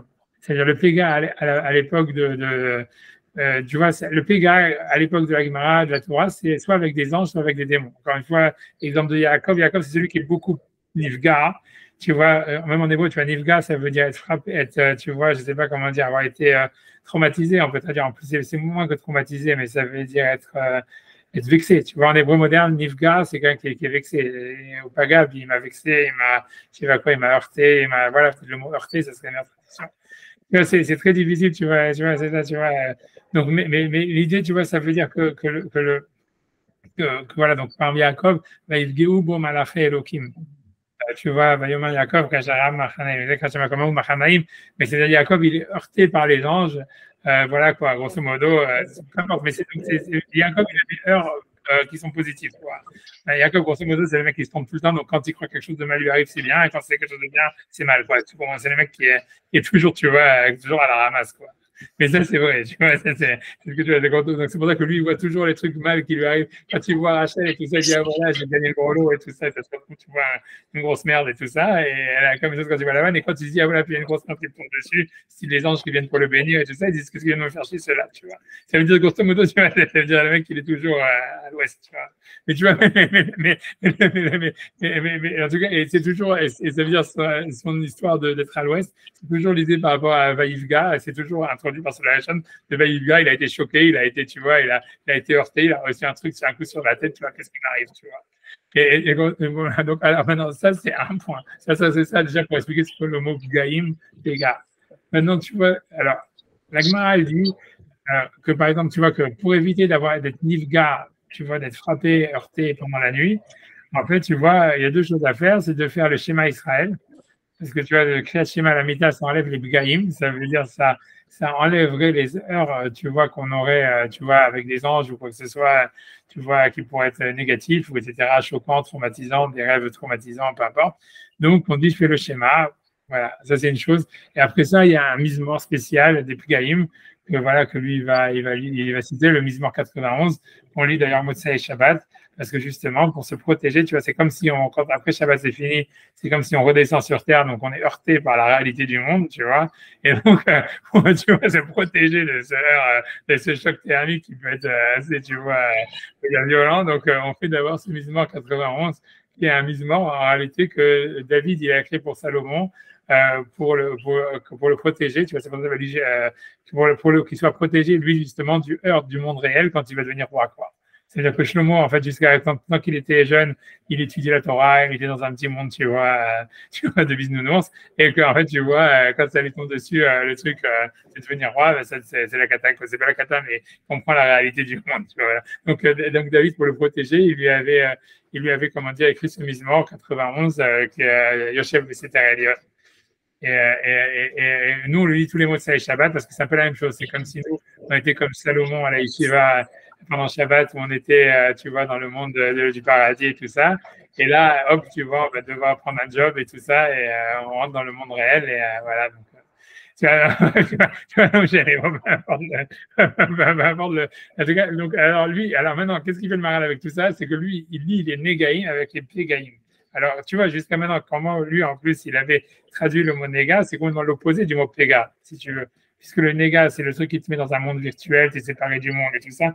Donc, tu es séparé de tout contact violent, etc. Tu es dans ton petit monde et tout ça, tranquillou, tu vois, à l'extérieur du camp, en train de jouer à la PlayStation, ou tu vois, de faire du zoom et des trucs comme ça, tu vois. Et le péga, ça veut dire, en fait, lui, il te dit non. Alors pourquoi il dit ça? Parce que je pense que je sais, maintenant, je ne me rappelle plus maintenant où est-ce qu'il y a ça, mais je pense qu'il y a une association dans les psukim entre les négaïm et les bgaïm. Tu vois, ça veut dire, tu vois, je regardais la note 404, je vais tricher un petit peu voir qu'est-ce qu'il lui raconte. Tu ne lui ramènes pas à cette histoire-là. Tu vois, voilà. Voilà, en fait c'est l'agma dans Shvuot 15b. Si tu regardes tu vois dans la note 405, tu vois, et que si tu vois, il y a une ligne qui commence Shvuot Tedvav Amudbet. Tu vois, donc en fait là-bas il est marqué, c'est une marque qui dit Amrou Tanur Abanan Shir Shel Toda, Shir Shel Pegaim, Ve'esh Amrim Shir Shel Negaim. Alors c'est-à-dire que en fait c'est Mizmor 91. Tu vois, c'est une super grande sigoula. Ça veut dire que c'était un truc, tu vois. Par exemple, tu vois, ça veut dire que quand il voulait rajouter, grosso modo, la balagma, elle ramène que, tu vois, par exemple, quand il voulait agrandir Jérusalem, parce que, tu vois, ça veut dire Jérusalem, ça a été agrandi, on va dire, à plusieurs reprises. Et au niveau de la halacha, Jérusalem, ça avait la Kidusha de Jérusalem, c'est quelque chose, quoi. Grosso modo, rien que déjà pour rejeter les lépreux, tu vois, les lépreux ne pouvaient pas rester dans Jérusalem. Moi, j'ai bientôt terminé. Il va peur, tu vois, ça veut dire, voilà, mais ça veut dire, il fallait rejeter les lépreux de Jérusalem, il fallait tout ça, comment dire, par exemple aussi, on pouvait manger les corbanotes, la plupart des sacrifices, les corbanes pacificateurs, les corbanes, tout ça, etc., on pouvait les manger dans Jérusalem. Donc, si on voulait agrandir Jérusalem, c'est lui donner un nouveau statut à l'Afrique, une nouvelle Kedusha, c'était tout un processus. C'était, tu vois, une partie du processus, c'était qu'il fallait écarter, en fait, si tu veux, les Négaïm et les Pégaïm de la nouvelle partie qu'on allait rajouter à Jérusalem. Donc, grosso modo, si tu veux, il y avait les Kohanim et compagnie qui prenaient une procession avec 2 pains de Toda, d'un korban Toda, d'un korban tu vois, de remerciement à Hachem. Et ils devaient lire, en fait, un Mizmor, dans le Mizmor les Toda, qui est le Mizmor 4, tu vois, qu'on dit pour remerciement d'Hachem, et le Mizmor des Pégaïm, qui est Yoshev, etc. Alors, tu vas pour écarter, tu vois, si tu veux, justement, les démons et les pros et tout ce qu'on veut. Et, donc, de Jérusalem, dans cette nouvelle partie qu'on allait rajouter à Jérusalem. Et donc là-bas, quand la Gemara, elle cite cette histoire, c'est une Mishnah, tout ça, tout le processus, il est décrit, vous pouvez regarder là-bas, traduit en anglais sur Sefaria, si vous voulez, vous faites DeepL et vous l'avez en français. Tu vois, donc ça veut dire, donc en tous les cas, l'histoire te dit, tu vois, Cherchel dedans dit, et Cherchel Gaïm. Donc là-bas, la Gemara, quand elle veut donner, en fait, ça veut dire, elle veut nommer le Mizmor 91 de Yoshev Besetar Elion. Il y a 2 versions, tu vois, c'est ce que lui il a cité ici dans la note. Il dit cherche le Gaïm, et Yeshamrim cherche le Negaïm. Ça veut dire que le Mizmor 91, il a appelé soit le Mizmor, donc qui protège des chocs, pour traduire comme il a dit Thierry, tu vois, des chocs, des rencontres, tu vois, traumatisantes, on va dire. Tu vois, ou bien, cherche le Negaïm, ça veut dire le Mizmor qui protège en fait de la lèpre. Ça veut dire, en fait, tu vois, on va dire, pour prendre le langage du Maral, du monde virtuel ou du monde, au contraire, où on est complètement séparé de la réalité du monde. Et donc, ces 2 versions, la Gemara, elle dit ces 2 mots.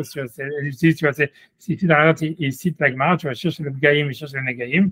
Man de Amar de Negaïm. Donc, celui qui interprète que le Mizmor 91, c'est un Mizmor qui protège de la Negaïm, ça veut dire donc d'être complètement reclus et de vivre dans un monde virtuel, on va dire, actif.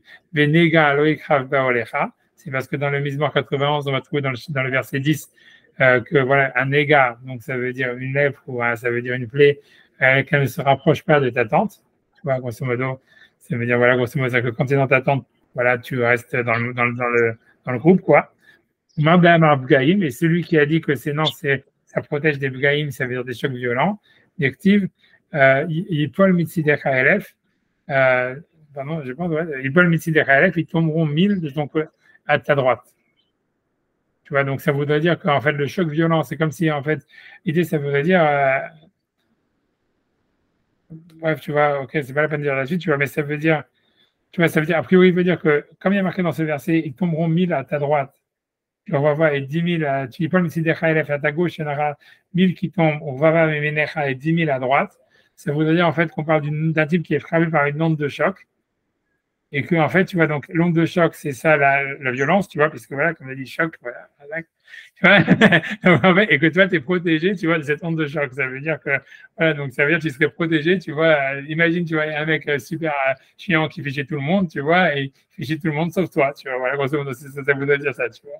Et ça veut dire, tu vas te protéger d'une onde, d'un choc, tu vois, d'une rencontre choquante, traumatisante, tu vois, que, voilà, donc, ça veut dire, grosso modo, donc c'est de là où est-ce qu'il part, quoi, le Maral, pour faire une connexion entre 2 choses qui ont l'air complètement opposées, tu vois, c'est-à-dire, d'un côté, lui, il vient de décrire le Négaïm comme étant quelqu'un qui, justement, qui est dans le monde virtuel, tu vois, en exil, tu vois, dans sa tente complètement séparée du camp, dans les chniotes, ce qu'il appelle, ça veut dire un monde secondaire, un monde virtuel, etc., déconnecté du monde du camp, de la réalité physique de la vie sociale. Et d'un autre côté, il parle des Pégaïm, qui serait au contraire le mec qui rentre dans la vie sociale et qui se prend, tu vois, le choc thermique dans la gueule, tu vois, voilà, comme Macron qui se prend la baffe, ou j'en sais rien, tu vois, un truc comme ça, tu vois. Ça veut dire, tu vois, ça veut dire...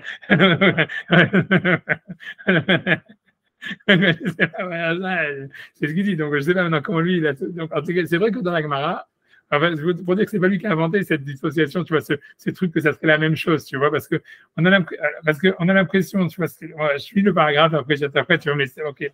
Donc lui dit, en tout cas, pour l'instant, ce qu'il dit, c'est comme ça. Il dit, Chalidé à Négaïm, Imsachnir, c'est parce qu'à cause des Négaïm, donc il y a un monde parallèle, un monde secondaire, etc.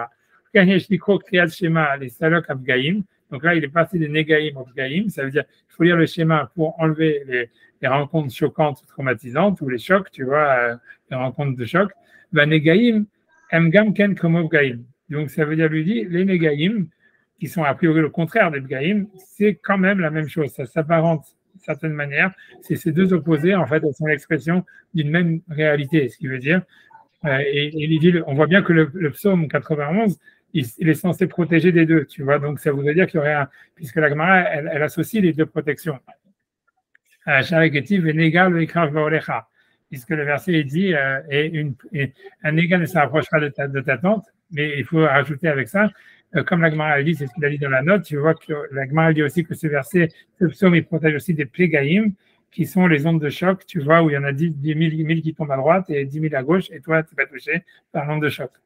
Donc, Hachem Idbarach, Meter Asafek, il dit c'est pour ça que Hachem il purifie le doute.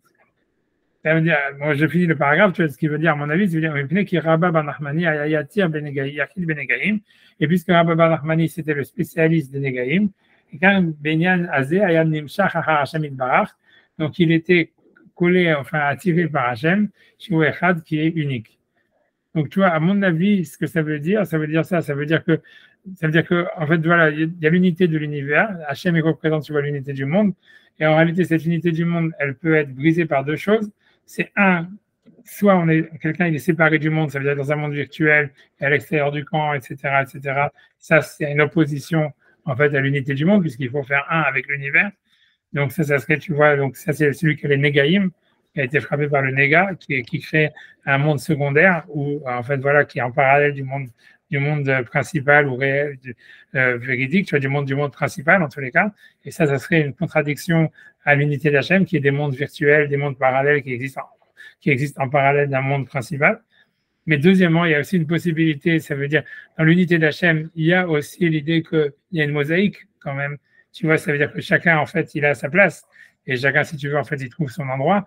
Et ça, c'est l'opposé, tu vois, du Péga, où il y aurait les ondes de choc, où les mecs, tu vois, qui viennent, tu vois, s'interchoquer, et que là, ça briserait aussi l'unité d'Hachem, l'unité du monde, puisque tu vois, il y en aurait un qui écrase l'autre, quoi, si tu veux.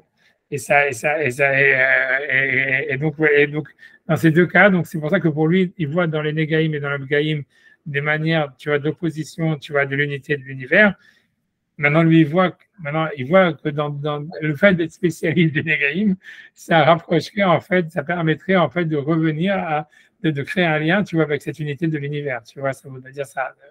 Grosso modo, tu vois, c'est vrai, grosso modo, tu vois ce que ça voudrait dire, ça voudrait dire tu vois, ça voudrait dire, en fait, tu vois, c'est pour finir, ça voudrait dire, tu vois, pourquoi, voilà, tu vois, ça voudrait dire, en fait, c'est qu'il faudrait des spécialistes de la gestion des liens sociaux, tu vois, de la distance sociale et des droits de chacun pour pouvoir recréer une unité, quoi. Ça veut dire ça. Ça veut dire, tu vois, ça veut dire, en fait, il y a deux dangers dans la société. Il y a deux dangers, pas seulement dans la société, mais qui seraient une opposition à l'unité d'Hachem. C'est soit que quelqu'un, en fait, il se mette à l'extérieur du camp et qu'il crée un monde virtuel et qu'il y aurait des mondes secondaires qui existent ou des mondes parallèles qui existent, ça veut dire en dépit ou en parallèle avec un monde principal.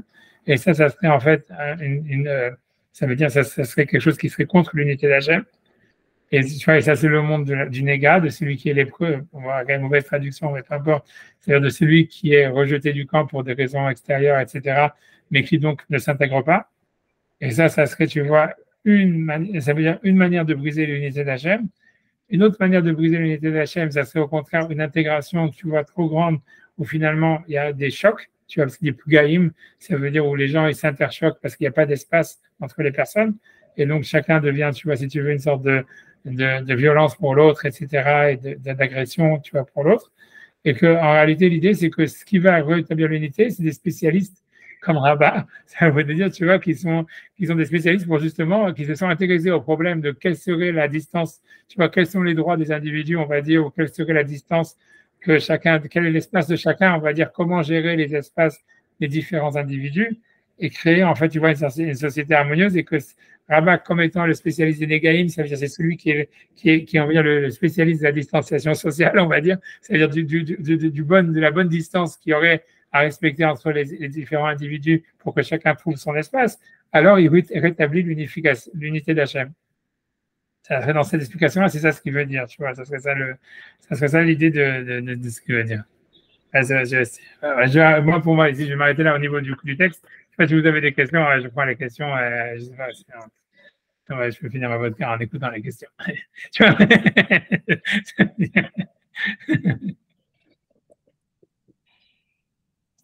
Pas de question. Vous voulez limiter ma consommation. Non. On pose des questions que si on partage la consommation. Je vais virtuellement, je ne peux pas vraiment. Ça veut dire. Je m'attendais à une réponse pareille. Voilà, moi, je me rappelle qu'avant, il y avait j'avais le capuchon, il y avait, avant, tu pouvais, mais ils ont arrêté tout ça. Il y avait un website où tu pouvais faire délivrer de la vodka chez tes amis avec un chauffeur qui amenait la vodka chez lui, etc., etc. Et c'était pas mal, ce service. Tu vois, ça, mais ça a disparu. D'abord, la vodka bouchon, elle a été arrêtée parce qu'elle était considérée comme illégale, parce qu'elle était légalement pas de la vodka. C'était que des histoires. Toutes les bonnes choses sont disparues de la France. Tu vois, ça, c'était. C'est vrai. ça coûtait même pas cher de le faire. Tu vois, c'était ça la beauté. C'est-à-dire donc tu pouvais. Ouais. Comme il n'y a plus de service, donc je ne suis pas tour de le faire. Je ne sais même pas si vous avez en France, vous avez de Grizzly, vous n'avez pas tous ces trucs-là que nous on a ici. Ça veut dire en Amérique, tu peux commander n'importe quelle bouteille d'alcool, même dans les endroits reculés comme dans le New Jersey, etc., en moins de vraiment on va dire 40 minutes, tu as un type qui toque à ta porte avec la bouteille. Quoi. On a ça. On a aussi. Ouais, ouais, mais je ne sais pas si en France c'est vraiment utile parce qu'en fait les magasins d'alcool ils sont de toute façon ouverts tout le temps. Oui, c'est ouvert partout. Ouais, il y en a partout, etc.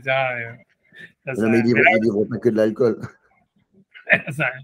Mais là où j'ai vu la livraison d'alcool, c'était vraiment le truc vraiment incroyable, plus que Godzilla, plus que tout ce que tu veux. C'est comme moi j'avais été à Djerba, et tu vois, où ça veut dire, tu vois, je me rappelle, on avait été là-bas et tout ça, etc. Et il y avait un de mes copains, il a dit, tiens, c'est bizarre, on va voir si on peut avoir de l'alcool, puisque tu vois, normalement c'était illégal, tu vois, le machin, etc. Là, ça a pris 2 secondes, tu vois, il y avait, même 2 secondes, ça veut dire, on était, je me rappelle, parce qu'il y a des trucs, tu vois, l'endroit où il y a le cachère et tout ça, il y a tous les juifs qui sont là, qui font les banatages, les machins, tout ça. On était sur le trottoir. Il a dit au type, tu vois, qui faisait les grillades, il lui a dit, est-ce qu'on peut avoir une bouteille d'alcool? Le mec, il dit, oui, qu'est-ce que vous voulez? Alors, je sais pas, il a dit, on veut du Chivas, je sais pas quoi, il a dit un truc au hasard. Mamache, tu vois 40 secondes après, Mamache, tu vois une boîte.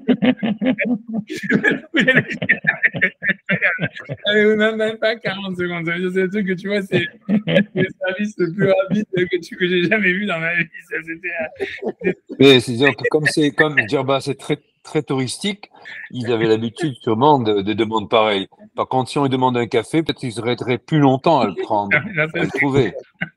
Ça, c'est clair. De toute façon, il va bientôt avoir des stations d'essence, non, mais des stations à vodka aussi bientôt. On va à la pompe, on va le prendre. Non, mais comme on était là-bas, tu vois, il y avait le type qui s'organisait les trucs, il nous parlait justement que, parce que les Allemands, je sais pas quoi, ils font de la vodka frelatée, il y a toute une histoire, tout un business à Djerba, d'Afka sur la vodka, il y a tout un problème. Il semblerait que c'est une grosse histoire, parce qu'en fait, il semblerait que les clubs med qu'il y a à Djerba, ils sont en relation avec des producteurs de vodka locaux qui cassent le marché du marché noir, parce que tu vois, etc. Et à part ça, que ces vodkas frelatées faites localement, en fait, elles sont très dangereuses. Ça veut dire, à part, et c'est ça ce qui explique pourquoi les touristes qui viennent là-bas, etc., ils font plein de conneries, etc., parce qu'elles sont faites mélangées avec des drogues et des trucs comme ça, tu vois. Donc, c'est pas évident. Bon, moi, j'ai une heure d'avance. Le whisky avec des marques, tu vois. Toujours, monsieur Castet. J'ai une heure d'avance. Je vous laisse à vos beuveries. J'ai une heure d'avance pour le Shabbat, moi. Ciao, ciao. Et merci pour tout, pour ce Kiddushim. Merci pour ce Kiddushim. Merci. Shabbat shalom. Ouais,